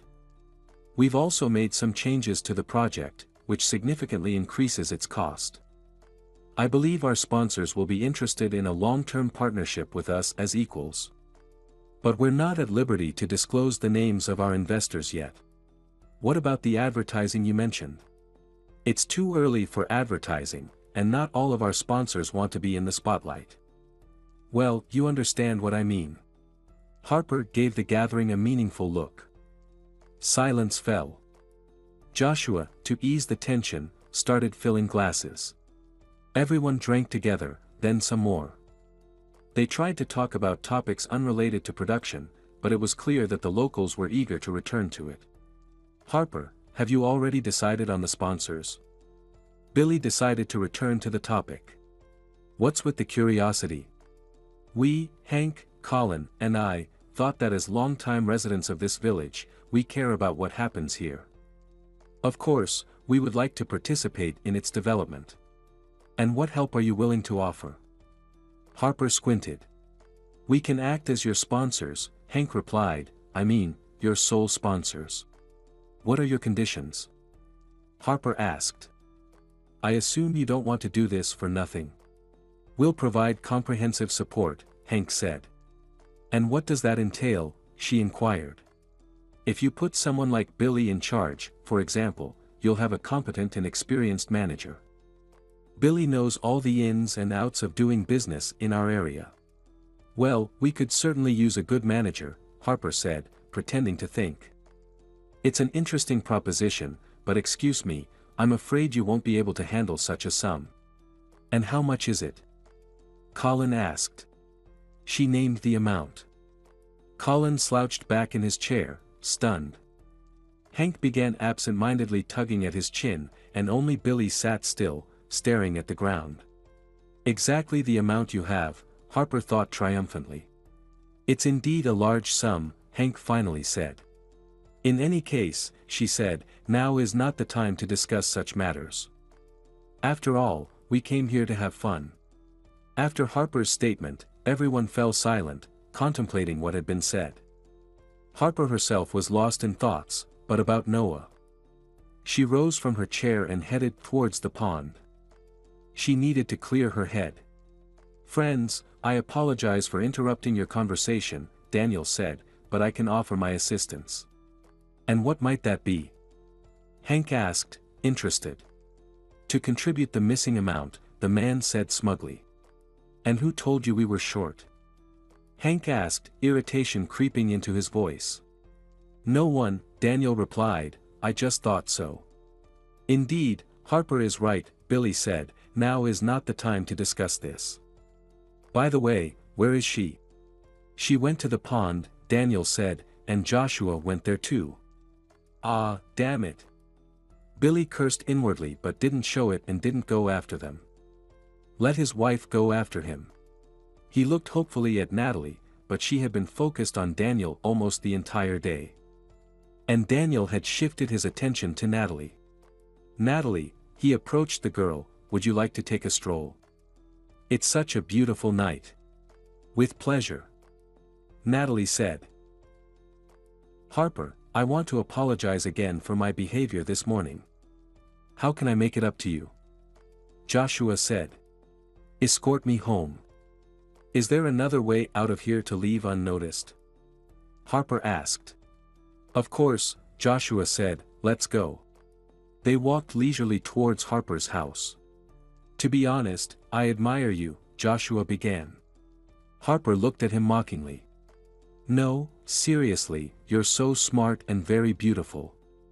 Really, as soon as I saw you, I knew that you're an extraordinary woman, he said. Joshua, that's enough. I'll consider your father's and his friend's proposal for collaboration. I can't promise anything, but I'll definitely weigh the pros and cons, Harper said, looking at him. To be honest, I don't care, Joshua said. I'm not into business at all. I like what I do at my father's firm, but I'm not a manager, I'm just an executor. Then what do you want from me, she asked.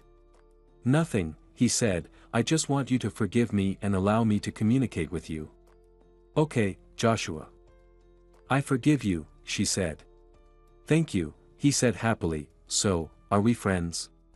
We'll see. Harper dodged the answer. Good night, Joshua. Good night. Did everything go well? Harper startled at the sound of Noah's voice. He was sitting on the terrace in a chair. You're not asleep? She asked, surprised. No, he replied, and she sat down next to him. Noah, let's go to the city tomorrow, have some ice cream, and go on the carousel, she suggested. Sounds good, he agreed. He pulled Harper close and kissed her passionately. Shall we go upstairs? He said. She couldn't refuse. Harper woke up to a bright sunbeam. Noah was sleeping next to her, his head resting on her shoulder. She turned her head. What time was it? 9 in the morning. But where was the alarm clock? I turned it off when you fell asleep, Noah said without opening his eyes, pulling her closer. How about skipping your run today? All right. Then I'll go shower, Harper smiled. Great idea, I'll join you. They emerged from the shower an hour later. While Harper dried her hair, Noah prepared breakfast, and sleepy Christy stumbled into the kitchen. Do we have a day off, Dad? She asked. Yes, my dear. Your fairy suggests going on the carousel and eating ice cream, Noah said. Hooray! After a quick breakfast and getting dressed, they headed to the city. Well, gentlemen, any suggestions? Hank began. It was 2 in the afternoon when they gathered at Billy's house. Time waits for no one. Our business lady will soon start recruiting sponsors, Mayor chimed in. They looked at Billy, but he seemed lost in thought. Since the morning, he had been instructing his accountant to recount his entire fortune, waiting for the exact figure. Billy! Hank snapped him out of his reverie. What are your thoughts on this? I think we need to take action. Let the lawyers prepare the documents as soon as possible, he said. We just need to protect ourselves in case of the company's bankruptcy, Hank said thoughtfully. How do you propose to do that? We're acting as sponsors, and sponsors don't expect returns, Colin pointed out. Well, I don't know, maybe we can enter into some kind of agreement for participation in production, Colin suggested. Maybe, but it's unlikely to work. They already have everyone they need involved, except for sponsors, Hank replied. Then we just have to take the risk. Anyway, they'll need someone to manage it. And once our man is in charge, we'll get back everything we invested. Plus, much more, Hank said with a laugh. Where are you off to? Joshua stood, leaning against the door frame, watching as his wife fidgeted in front of the mirror. I want to go for a walk and do some shopping, Natalie replied without even turning towards her husband. And with whom, if I may ask? Joshua inquired. Natalie turned to face him. Since when did you become interested in what I do and with whom? You used to couldn't care less about where I went and with whom. What's changed? Well, maybe your absence yesterday. By the way, Daniel seems to have disappeared too. Were you with him, darling? Joshua questioned. Are you jealous, darling? Natalie retorted. I just don't want anyone cheating on me. So, before you sleep with someone else, maybe divorce me first, Joshua replied. Well, that's a good idea, Natalie smiled. I'll consider it. Natalie walked past Joshua with her head held high. Why hadn't she gotten herself a lover sooner? With Joshua, she only felt humiliated and ashamed of his attitude towards her. Daniel, on the other hand, was considerate, tender, and, moreover, wealthy, having earned his own fortune unlike her husband, who still lived off his father's money. Natalie and Daniel agreed to go to the city together, wander around the shops, have dinner at a restaurant, and spend a couple of hours in a hotel. Remembering tonight's plans, she decided that the first place they would visit would indeed be a hotel. Joshua stood in shock for a long time after his wife's statement. Finally, he snapped out of it and decided to go to Harper's place and invite her for a walk as well. Unfortunately, Harper wasn't home. Joshua went back home. There, grabbing a bottle of whiskey from the home bar, he went to the bedroom and fell asleep heavily drunk an hour later. "Oh no, there's Harper," Natalie said anxiously to Daniel. "She might give us away." They were sitting in one of the small restaurants. "Don't worry," Daniel smiled. "She's with my brother, so she's not paying attention to us." "With your brother?"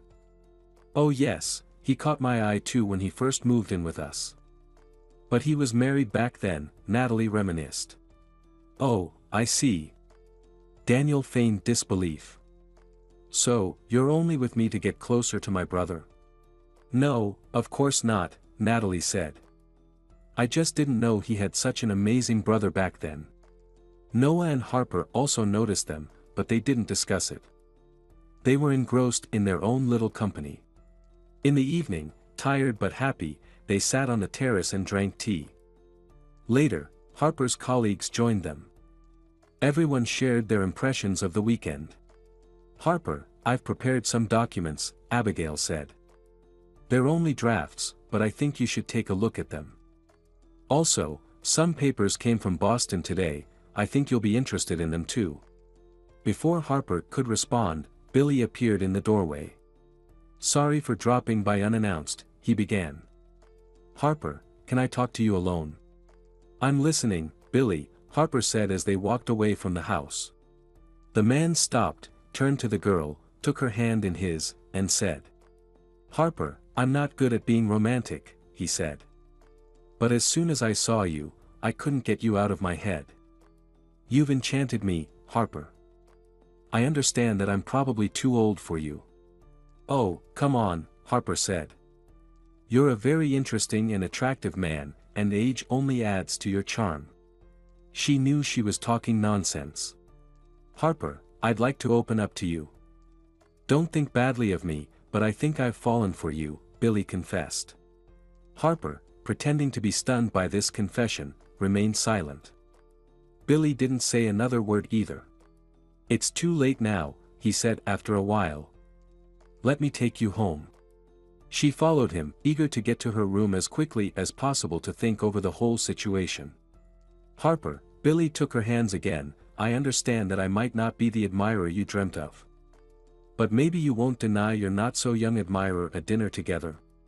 "Okay, I agree," Harper replied. "When?" "Let's make it tomorrow," Billy said excitedly. "Tomorrow it is. 8 o'clock suits you." Instead of answering, Billy pressed his lips to her hands. "Great. Then until tomorrow." Harper tried to free her hands. "Until tomorrow, Harper, I'll be eagerly waiting." Billy whispered and rushed to his car. Shaking her head, the woman headed down the path towards home. Harper woke up earlier than usual. Yesterday, she hadn't had a chance to analyze her conversation with Billy or look at the documents that had arrived. "Pull yourself together," she ordered herself. With these thoughts, she quickly got dressed and, putting the documents in her backpack, ran out of the house. She decided to find a spot somewhere and read them outdoors. Reaching the river, she found a comfortable spot and took out the documents. As she read on, her mood lifted more and more. The documents revealed that their construction project had been noticed by government agencies, and they were very impressed. The government decided to support their endeavors and even allocate corresponding subsidies. It was also proposed to organize similar productions in other regions of the country. Several large companies had also volunteered to sponsor similar projects. "Hello, Harper. All engrossed in work, no time to visit an old friend like me, and here I am waiting." Betty stood next to Harper. "Betty, what are you doing here?" The girl didn't notice when Betty approached and stared at her with wide eyes. "I was just taking a walk." "You understand that I can't open up right now, Betty?" "I understand," she said. "Harper, you shouldn't trust Billy." "Yes, I know, Betty. Thank you for the warning." The old lady walked along the shore. Harper also got up, put the documents in her backpack, and ran in the opposite direction. She needed to think about another question. How should she behave with Billy? Unable to come up with anything, Harper headed home. Walking along the path past the bushes towards the house, someone grabbed her hand and pulled her behind the house. She was about to resist her captor when he turned around, and Harper saw Noah. "What's with the manners, Noah?" she said. Noah stopped, pulled her close to him, and said, "You definitely run away from me inside the house, so I decided to kidnap you for a little while." "Why?" Harper asked. "I know you want certainty in our relationship, even though you warned me yourself that you're not ready for it yet. You came here with a goal that's a top priority for you. Most likely, you didn't expect to be interested in anyone." "Yes, yes." Noah pressed his finger to her lips. "And don't object. We're drawn to each other. But falling in love isn't part of your plans, and you're trying not to give in to your feelings. At least, not until you finish what you came here for. But you also don't want to completely give up on them. Am I right?" Harper hesitated. Yes, he was indeed right. She couldn't pretend he didn't matter to her. Even for a while. She didn't want to let him and Christy go. "You're right," Harper replied. "I can't demand from you what I'm not able to give you myself yet. I'm sorry, we still need to wait until all of this is over." "Yes, we'll wait. But there's something we won't wait for." He leaned in and kissed her. They stood there, kissing, forgetting about everything else in the world. Harper spent the whole day at the construction site. She deliberately didn't go to the office to make the mayor and the other candidates nervous. And it worked. At 8:55, Colin called Billy in a panic demanding to meet. "Come over," he grunted and hung up. Half an hour later, the whole team was assembled. "What's happened?" Hank asked, displeased. "While we were having fun, a document arrived," said Colin. "The ministry is interested in what assistance we are providing to the company in building the new production facility. Have we been able to provide accommodation for incoming specialists and workers?" "And what did you say?" Billy lazily inquired, still unable to understand why the mayor was so agitated. "I said that we are doing everything possible to ensure the comfort of the construction workers. But that's not the point. Management called and warned that sponsors are coming to evaluate the size of the production and sign contracts for material support." Billy and Hank exchanged worried glances. "And what about you?" Hank asked. Colin wiped sweat from his face. "I said that sponsors are already in place, and contracts are practically signed." He exhaled and waited for a response from his partners. "You did well in that respect," Hank acknowledged. "But we haven't even determined who will contribute how much." "I don't know about you," the mayor began, "but I can't give more than a fifth."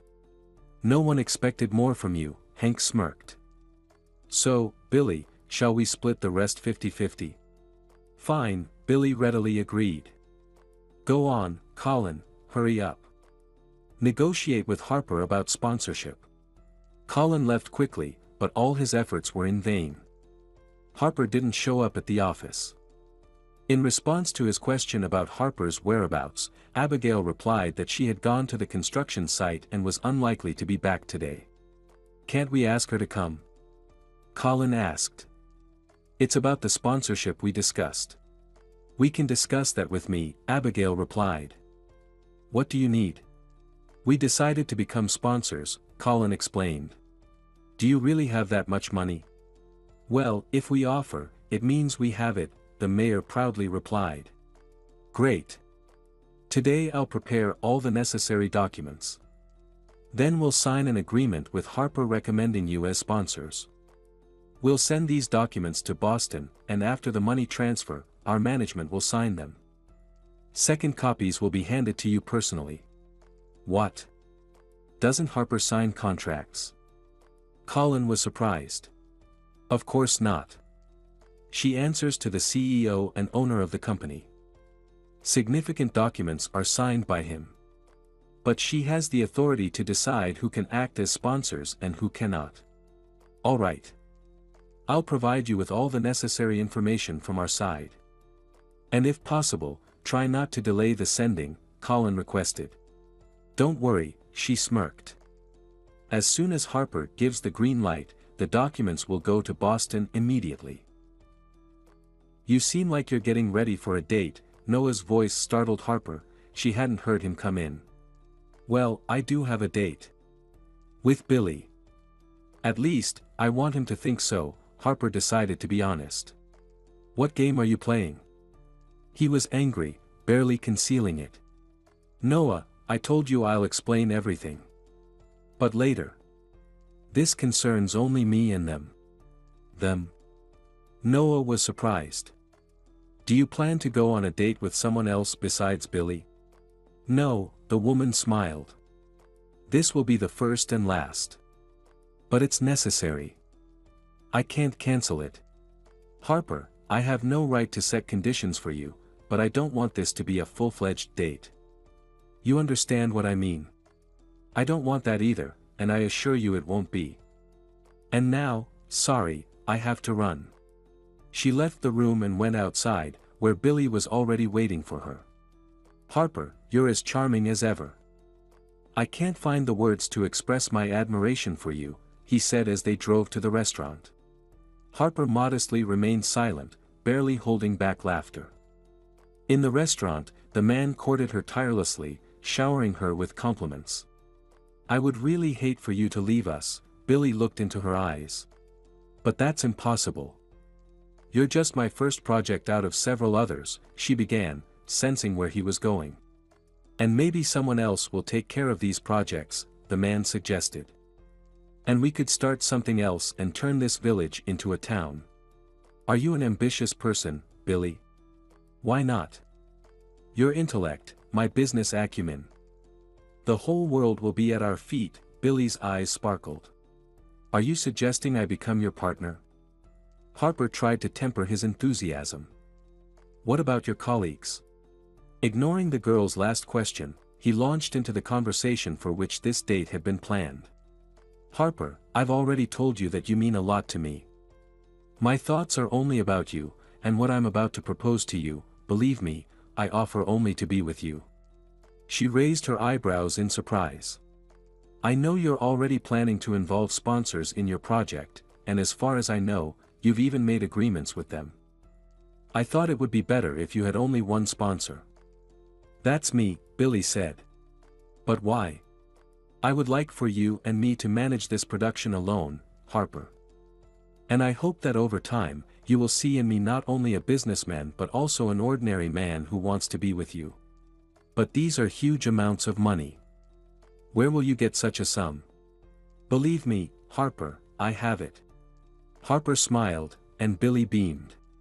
Mark my words, we'll succeed together. Billy raised his glass. Cheers. Cheers, Harper replied. Throughout the rest of the evening, Billy flirted with her. She tried to play along, laughing at his jokes, charmingly smiling, and batting her eyelashes. As they approached the village, Billy whispered to Harper. How about grabbing a cup of coffee? My treat. What about your wife? Harper asked. Oh, right, I keep forgetting I'm married. But one word from you and... Let's wait for now. I don't want people to get the wrong idea about us. It's not necessary for us at the moment, Harper said. You're so smart. Billy exclaimed admiringly, leaning in for a kiss, but Harper pulled away. Well, I'm a decent girl, she pretended to be upset. What do you think of me? Take me home right now. I'm sorry, please forgive me. Billy panicked. I didn't mean anything bad, I just forgot how to behave around a woman I like. You'll have time to think about it, Harper said. She jumped out of the car, glad that the driver had arrived at her house on time. Good night, Harper, she heard him say, but she didn't reply. How did it go? Noah sat on the terrace, holding a beer bottle in his hands. Fun, Harper replied, taking the bottle from him and taking a sip. They chatted for a bit longer before heading to bed. When Harper woke up in the morning, she didn't find Noah next to her. Strange, she thought, where did he go? She searched the house but couldn't find him. Christy was peacefully sleeping. Adjusting her blanket, Harper went to the living room, then to the kitchen. Finding no one, she went back, showered, and changed for her morning run. As she stepped onto the terrace, she heard someone approaching the house. "Oh, Harper." Daniel entered the terrace. "My brother, I guess, must not be getting enough exercise for you if you're running every morning. Or perhaps you have another morning workout partner." "You mean Joshua?" Harper asked. "No, I mean Billy. You're not only deceiving Joshua but also painting his dad in a bad light. And he doesn't like that, believe me. You seem to know everything about everyone here." Daniel squinted. "How? And more interestingly, why?" "You should stop playing detective." Harper scanned him from head to toe. "I know about you too and I can use my knowledge." "Are you threatening me?" Daniel stepped towards her. "Hey, back off from her." Noah's appearance cooled down the heated argument of the unruly brother. "Oh, the protector has arrived," Daniel said casually, stepping back from Harper. "Do you even know who you're defending, brother?" "My beloved woman," Noah replied. "And let me tell you, if such a thing happens again, you'll regret it. And also, leave this place, brother, you're not welcome here." "Why's that?" "This is my parents' house." Daniel retorted. "It's my house. My parents bought out your share, if you remember," Noah stated. With nothing left to do, Daniel went to pack his things. Harper checked the time, realizing she had too little time for her run. "Never mind, let's have some coffee." Noah hugged her shoulders and led her to the kitchen. "Where were you?" Harper asked when they sat down at the table. "Oh right, I completely forgot." Noah rushed out of the house, returning a minute later with a bouquet of irises. Harper smiled, burying her face in the flowers. "They smell so good," she said. "I'm telling you, she's not just here for no reason." Daniel appeared in the kitchen doorway, this time with a suitcase. "Need any help?" Noah offered. Daniel disappeared immediately. "And did you buy out his share?" Harper decided to change the subject. "When my wife got sick and needed clean air, we decided to sell our apartment and move to a village. My parents were already retired, so they liked the idea. But Daniel opposed it and demanded his share from the apartment sale. My parents got upset with him and transferred this house solely to me." "And your wife?" "Turns out, she'd been hiding her illness for too long. Pregnancy only worsened it, and she didn't make it through childbirth." "I'm sorry." Harper felt very ashamed that she had touched upon this sore subject. She placed her hand on Noah's and gave it a slight squeeze. Noah responded by covering her hand with his. "Seeing you, I remembered for the first time in 3 years that I haven't had a woman in a while," he smirked. "And then, when you forgot to wear your contacts, I nearly drowned in your eyes. Noah, I promise, once everything's over, I'll tell you everything. But I'm afraid your feelings for me will change after that." "And what are you planning to do?" Noah asked. But she didn't answer, just smiled and continued drinking her coffee. Daniel was angry. Harper was putting his life at risk. Something needed to be done urgently. But what? From her words, he understood that she was hiding something. If he could find out what exactly, he could turn it to his advantage. She knew too much about everyone, and what if? Daniel abruptly turned the car. Arriving at the nearest store, he stopped and went inside. Buying everything that caught his eye, the man asked the cashier. "Do you know where I can rent a house around here?" Just then, Betty entered the store. "Ask Betty," the cashier said, "she's looking after a house, maybe she'll let you in." Betty looked at the man unfriendly. "What do you need?" she asked. "I'm looking for a house to rent. To spend time with Natalie." Daniel was taken aback for a moment. "What are you staring at?" "Here, everyone sees, everyone knows." "Only Billy doesn't know about you and Natalie," Betty remarked. "You're mistaken. Natalie and I have purely friendly relations," Daniel explained. Sure," Betty chuckled. So, about the house? Daniel asked. I'll pay. Okay, let's go. Money won't hurt, just pay up front, Betty replied. Daniel immediately took out the money. Betty took it, counted the bills, and pocketed them. Come by tonight, I'll clean up first, it's been ages since anyone set foot in that house, Betty said. Having bought nothing, Betty left the store. She didn't particularly like this Daniel. She wouldn't have let him into that house, but she needed the money. Approaching Frances's house, the old woman hesitated for a moment, then went inside. She didn't want to clean up, she needed to get rid of all reminders of the former owners. A few hours later, Betty left the house and dragged a large bag to her own home. After hiding it there, the old woman went back outside. There was still something else to do. You know what, Colin, you've become greedy. What does the government allocate money for you? Harper heard a familiar voice and stepped out of the office to find out why Betty was scolding someone. Seeing her, she began speaking, but addressing her instead. You, dear, are trying here for us, out of your own pocket, and this scoundrel saves the money allocated by the state for us as if it were his own, Betty exclaimed. Harper, don't worry, Colin blushed. Betty, go away now, we'll handle your problem. He began pushing the old lady towards the exit, but she resisted and, glaring at Harper, shouted. Handle it? I doubt it, you always have nothing but excuses. Harper realized that the old lady had orchestrated this scene for a reason. She approached the mayor and the old woman, then, taking her by the arm, led her outside, saying, Don't worry, Colin, I'll take care of everything. Harper smiled. Betty, what's wrong?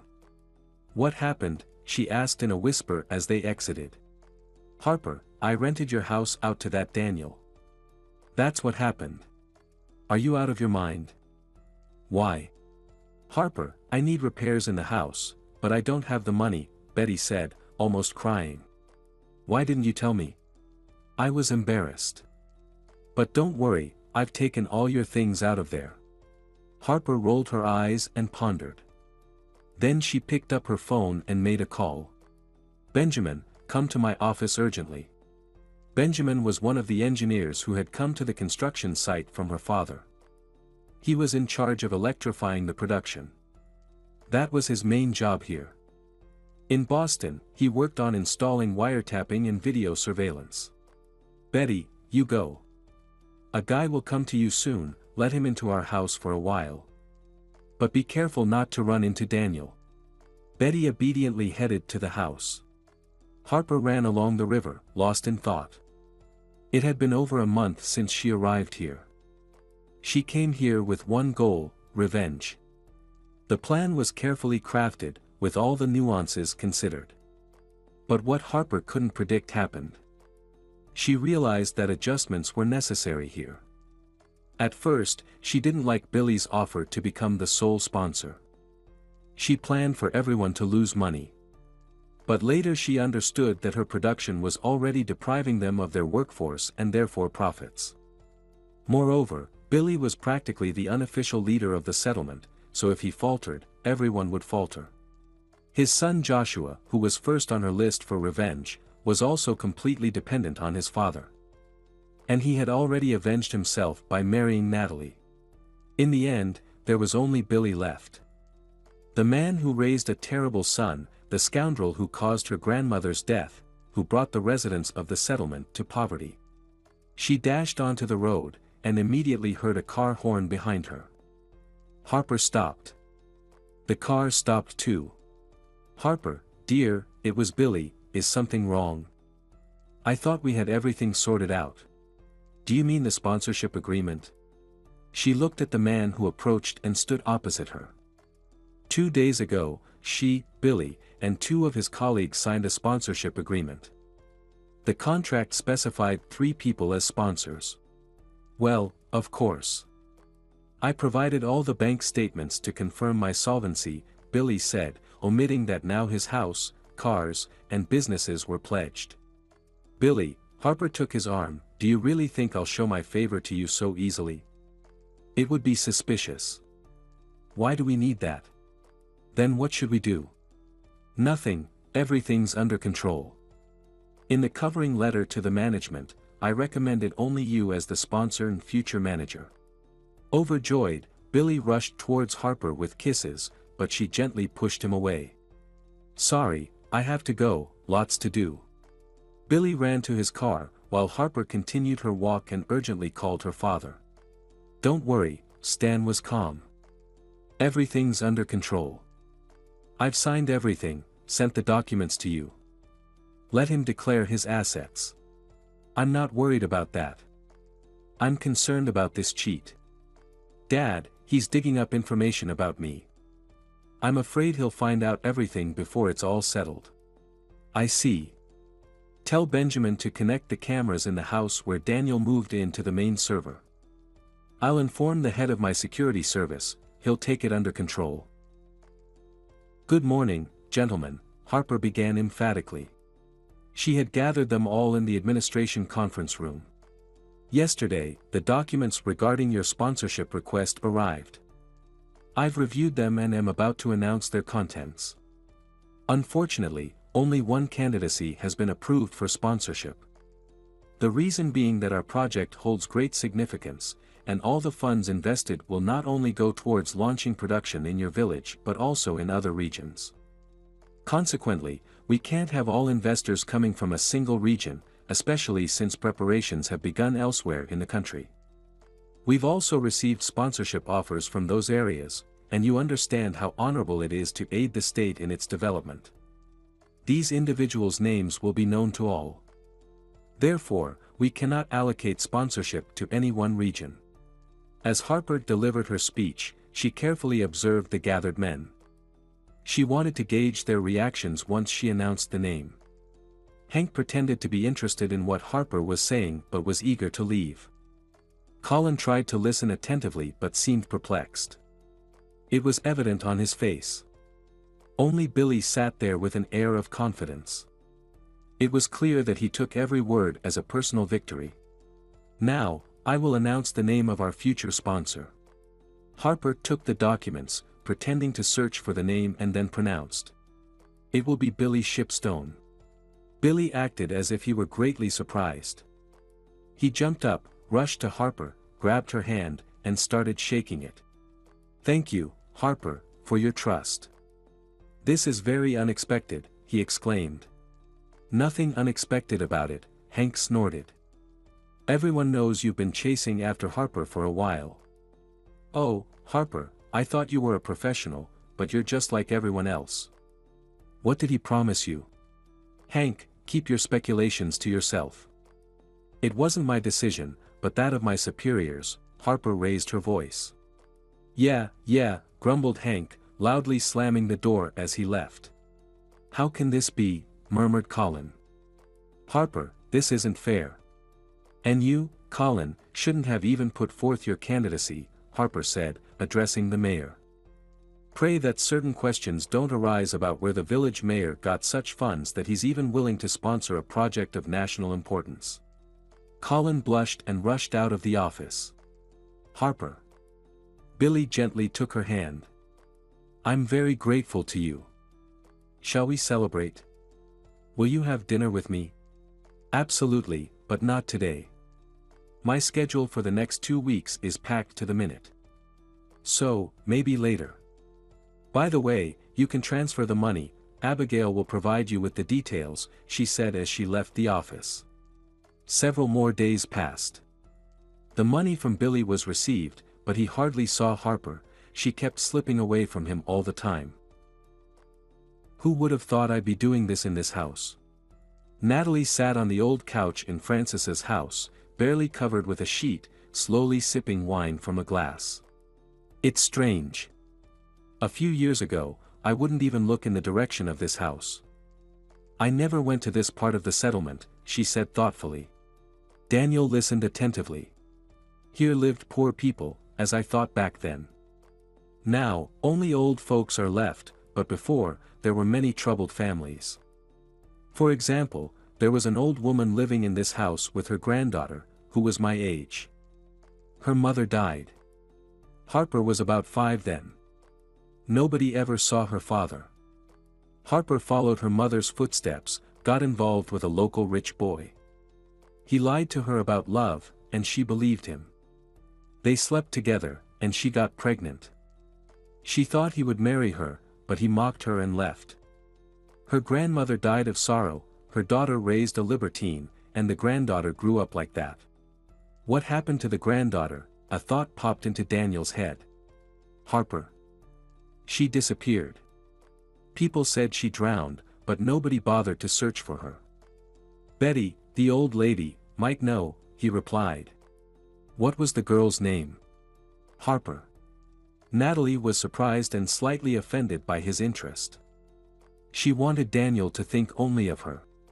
Come here, I didn't come here to talk about dead people, she said, a bit irritated. But Daniel seemed not to hear her. Harper, he said thoughtfully. What? You think that Harper is our Harper? Natalie laughed. Forget it. That Harper was blonde, round-faced, chubby, and short. And this one is clearly from the upper circles. Well, yeah, you're probably right. Daniel decided to delve into his suspicions later and approached Natalie. Indeed, he hadn't come here for conversations. Stan, said the head of security, I think you'd be interested in seeing this. He approached the desk, ran his fingers over the keyboard, and an image appeared on the screen. After viewing it, Stan paused for a moment. Well, we shouldn't underestimate this Daniel. I'm sure sooner or later he'll dig up the truth. Should we neutralize him? Suggested the security chief. No, not yet. But we need to keep an eye on him. Send someone there posing as a driver for Harper. I was planning to go to the settlement myself.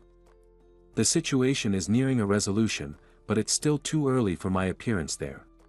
Returning from her jog, Harper noticed a familiar car parked by the gate. Her car.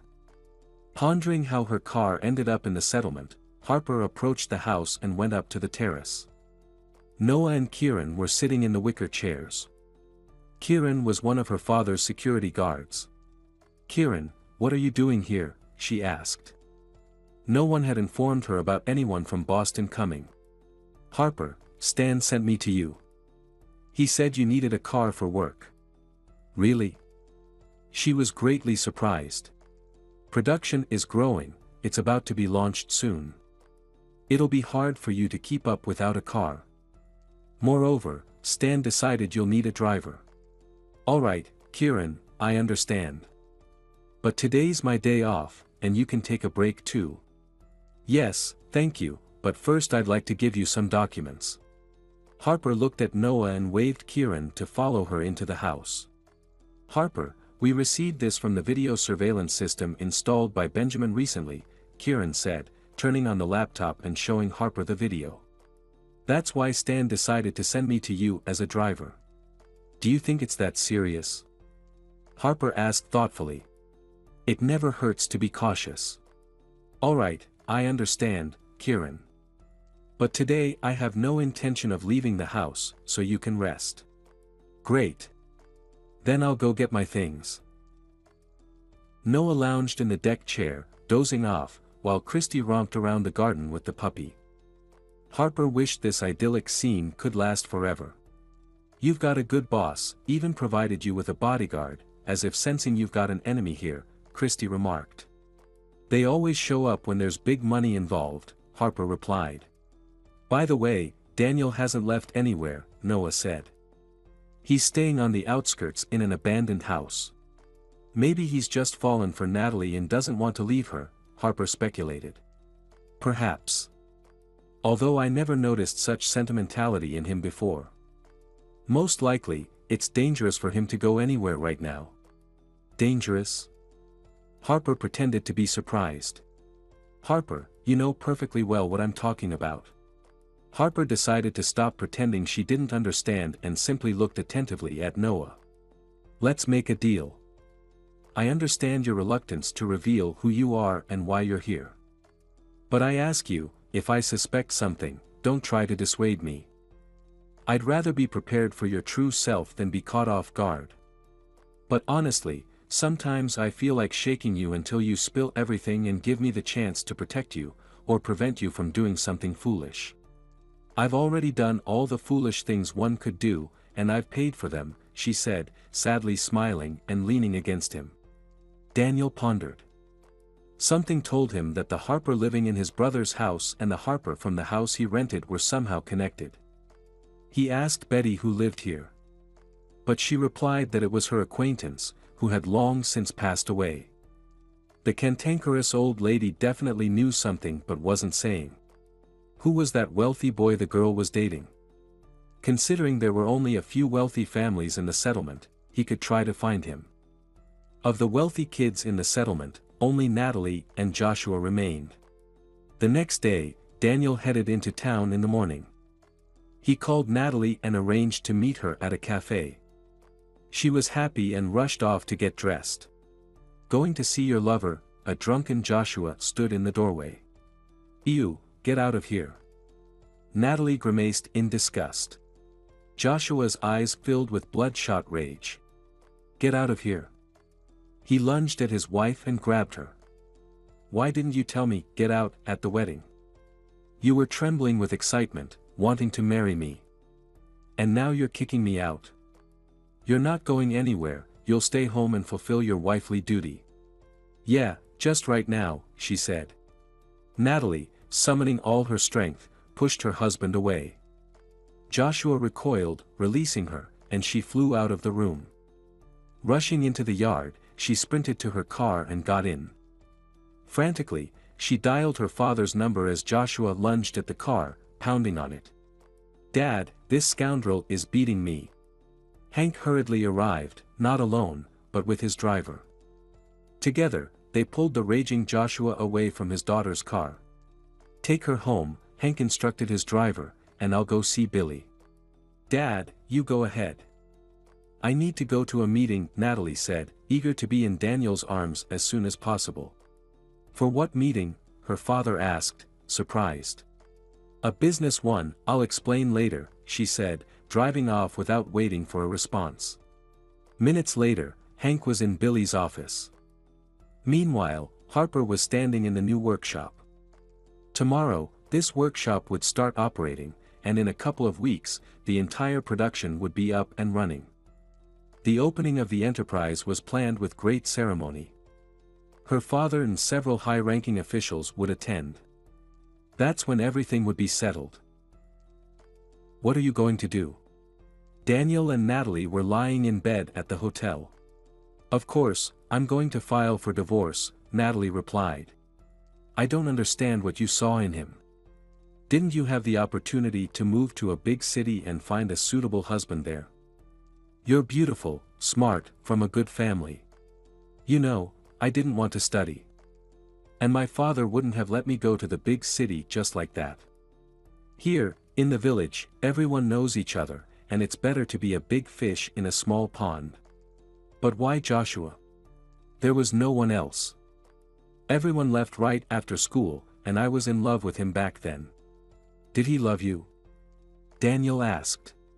"He loved everyone back then. Especially enjoyed tricking the village girls into thinking he was in love with them. They'd start planning weddings seriously. How we laughed at them later." Natalie laughed, not noticing Daniel's frown. "Sweetheart, why don't we continue our conversation at my place? You can go home, check the situation, and I'll get everything ready for our meeting." Natalie smiled and quickly got dressed. They each got into their own cars and drove off. On the way, Daniel thought about what he had heard from Natalie. There was a good chance that the man who wronged that Harper was Joshua. And if it was him, then it could be assumed that Harper came back to take revenge. But where had she been all these years? And who was supporting her? He needed to find pictures of that Harper urgently. "My love," he called his lover, "do you have any old childhood photos? I want to see you as a little girl." "Why?" Natalie asked, surprised. "So I can imagine what our children might look like," Daniel said, realizing he was probably in trouble. Natalie was so delighted she was nearly speechless. Promising to look for the photos, she rushed home, changed quickly, put on makeup, grabbed all her albums, and hurried back to Daniel. Daniel looked at the photo of Harper that he had secretly taken yesterday. Natalie had brought all her albums, and he had to listen to her and admire her childhood photos for a long time until she finally showed her class photo. And here's that Harper. Could this ugly duckling be our Harper? Daniel agreed that it didn't seem possible and secretly took a photo with his phone. He transferred the photo from his phone to his computer and opened Photoshop. He made the hair wavy and chestnut-colored, slimmed down the figure, reduced the cheeks, changed the eyes to brown, dressed her in a fashionable modern dress, and... The photo now showed Harper, the businesswoman. Grabbing his laptop, Daniel rushed out of the house but was stopped by a large young man at the door. "Who are you? What do you want?" Daniel shouted. "Calm down," the man said. He approached Daniel, grabbed him by the arm, and forced him to sit on a chair. "Do you know why I'm here?" "No," Daniel tried to play dumb. "You swindled some very serious people out of a lot of money. I promised to find you and bring you back. But the container they gave me for you is too small." The guy pulled a bag out of his pocket, "so I'll have to bring just one part. Maybe your head.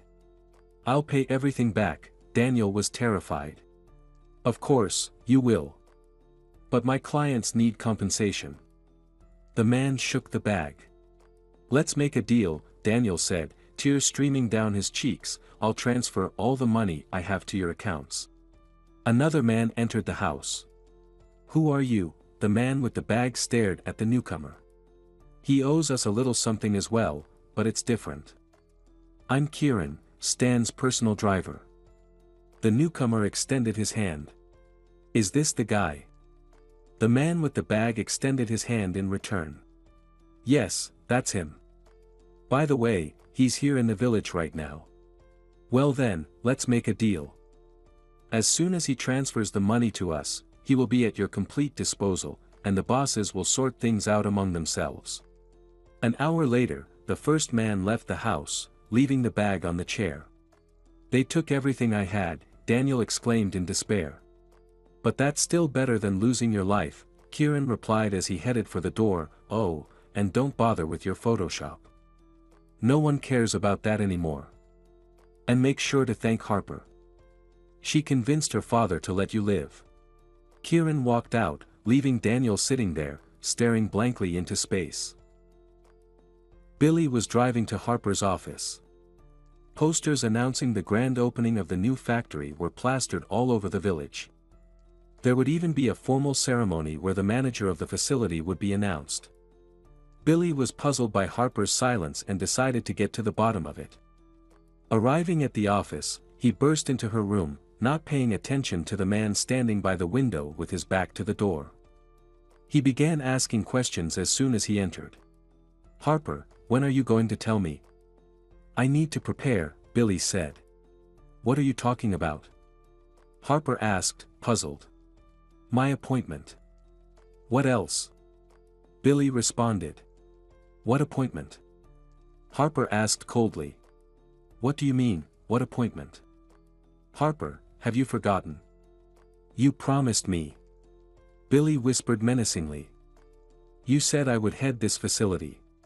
"No, that's what you said," Harper replied. "I never made any promises. You came up with this idea and appointed yourself. You're not fit to lead this kind of operation. You're too greedy. Do you understand what you're saying?" "I gave up everything I had for this," Billy shouted. "That was your personal decision. You were warned about the amount and all the details. If you don't remember, read the papers," Harper said. "Do you know what I'm going to do to you for this?" Billy yelled and lunged at Harper but stopped abruptly when he met the stern gaze of the man who had turned away from the window. "Stan. You."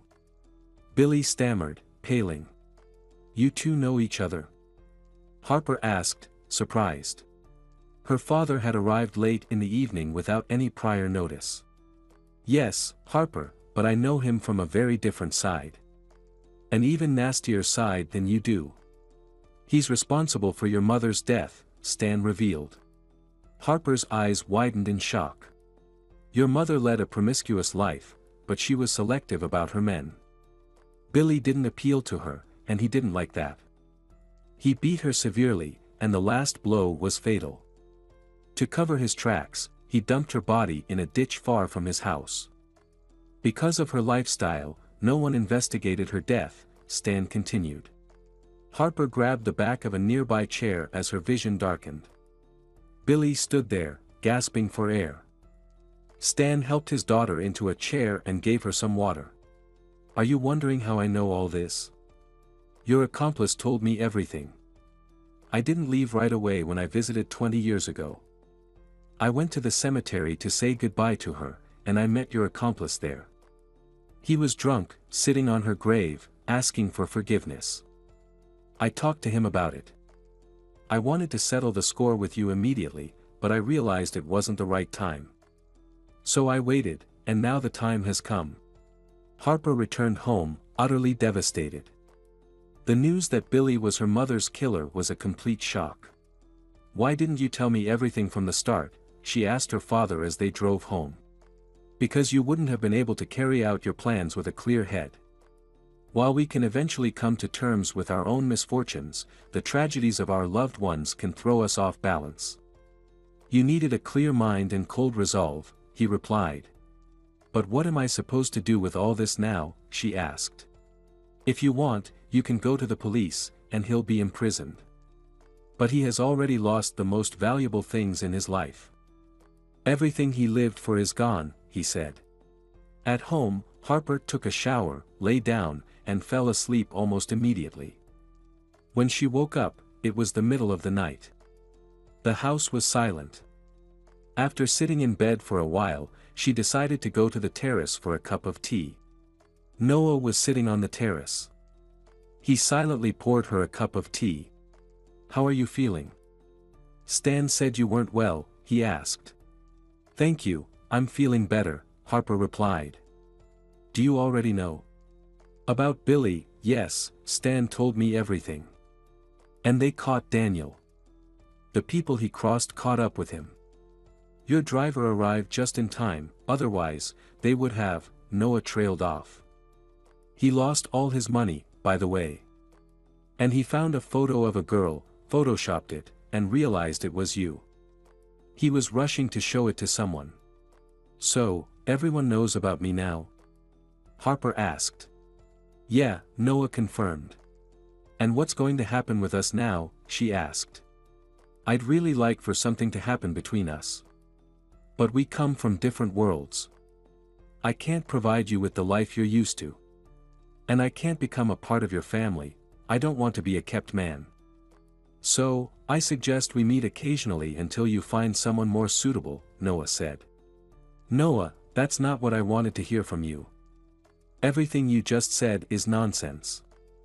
People only say that when they want to end a relationship. You found a convenient excuse. Well, I hear you and understand. Good night, Harper said. She got up and went to her room. I thought you were a smart man. From the stairs leading to the second floor, a shadow emerged into the light. It was Stan. You could have come up with a better excuse. I wasn't making excuses, Noah protested. Maybe I just chose the wrong words. Are you really that proud? Stan asked. Proud? I could marry your daughter right now. But then what? What can I offer her?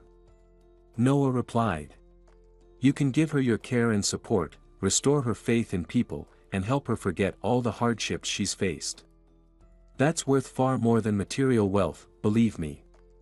I would never have built my empire if I could love someone. But I had no one, so I worked and worked to fill the emptiness inside. I only stopped when I found out I had a daughter and brought her home. Believe me, love moves mountains and dries up seas. Noah, you're a good man. If Harper means something to you, you'll do whatever it takes to be worthy of her. I know you can do it. And if you can't, I'll just rip your head off, Stan said. Sounds like a solid plan, Stan, Noah smiled. The next morning was not kind to Harper. She woke up with intense nausea and barely made it to the bathroom in time. Her head was pounding, and she felt weak all over. Could it be a stomach flu? Or maybe I was poisoned? Harper wondered. She called Kieran. "Kieran, take me to the hospital, quietly, so no one knows." They slipped out unnoticed. At the hospital, Harper described her symptoms and was sent for tests. While waiting, she talked with the doctor, who asked her detailed questions about her recent health. "Why do you think you're poisoned?" "These symptoms are also common in pregnant women," the doctor said. "Unfortunately, I had an abortion a few years ago. The doctor then told me I wouldn't be able to have children anymore." "Well, we'll know more once the tests are done, and then I can prescribe treatment." A nurse came in with the results. The doctor studied them for a long time, frowning, then smiling mysteriously. Finally, he put the papers down and looked at Harper. "Well, young lady, I have news that's not only delightful but also a bit puzzling." "Don't keep me in suspense," Harper said. "I want to congratulate you. You're definitely pregnant. It's early, about 4 to 5 weeks. If you want to keep the pregnancy, you need to take care of yourself, rest more, and avoid stress.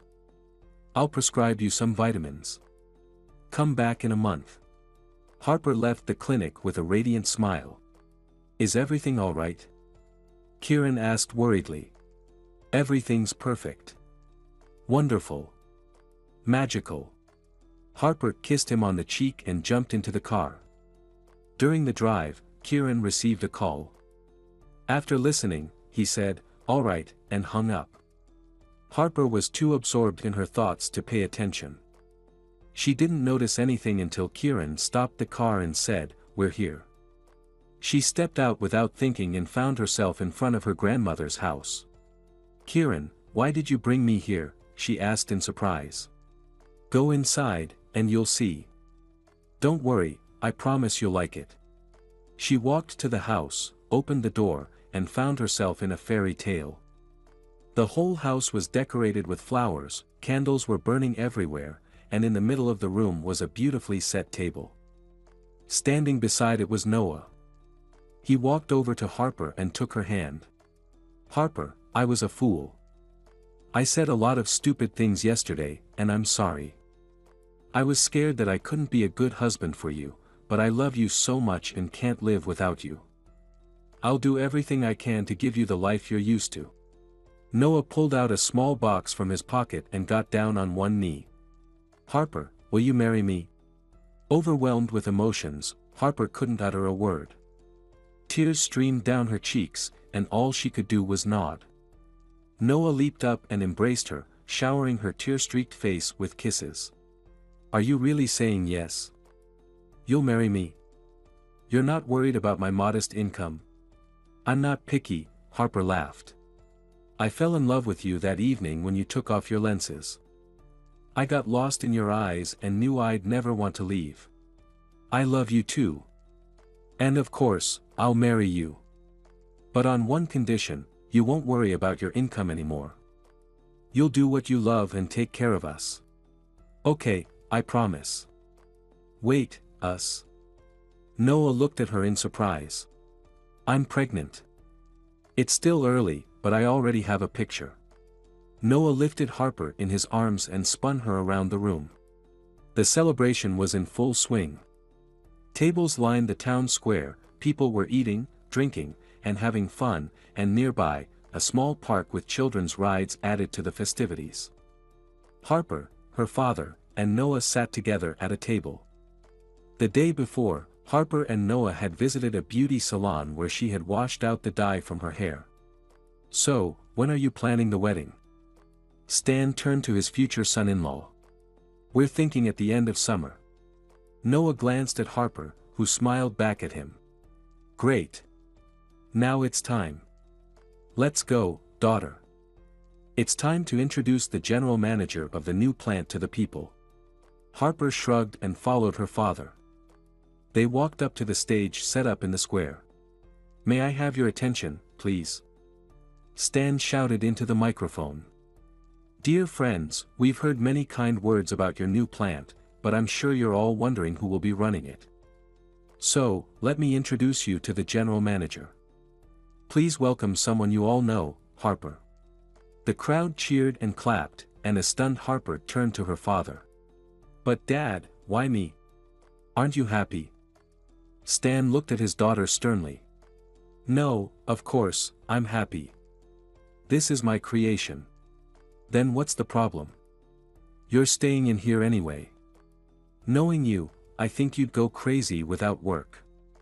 You created this plant, and you should be the one to run it. I understand, Dad. Thank you. But I'll need a deputy soon. They had already stepped off the stage and stood near their table.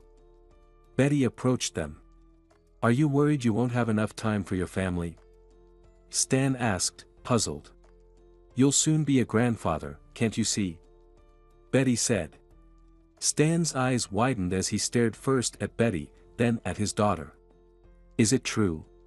Harper shyly lowered her gaze. Harper's dream of a modest wedding didn't come true. The entire village celebrated with them. Tables were set up in the town square, the same place where all the festivities took place. Natalie handled the menu. She had become the official caterer for the factory workers, opening a cafeteria on the factory grounds with Harper's permission. Her cafe now operated regularly, and a modern club was soon to open. Her father, Hank, became the official supplier of raw materials for the new factory. Daniel handed over all his money and asked Natalie for forgiveness. She forgave him and agreed to marry him. Daniel avoided repeating his past mistakes, gave up cheating, and started actively helping his future wife with her business. Billy turned himself into the police. After Stan announced the name of the factory's general manager, Billy transferred all his assets, which were pledged to the bank, and went to the police station. He was imprisoned. In jail, he turned to religion and, after serving his sentence, went to a monastery. Joshua quit drinking and approached Harper. After hearing his apologies for the past, she allowed him to work in one of the factory's departments. Management spoke highly of him, and colleagues whispered that he had started a romance. Harper started a major renovation at home. Noah didn't object but made sure his wife ate well, didn't lift heavy things, and didn't overwork. Stan regularly visited his daughter, becoming very tender and anxious as he awaited his grandchild. Christy comforted him. Grandpa, don't worry so much, Dad will handle it, she said. Stan would hug Christy, burying his face in her hair, and find some peace. Harper and Noah were happy and wanted to have a large, close-knit family.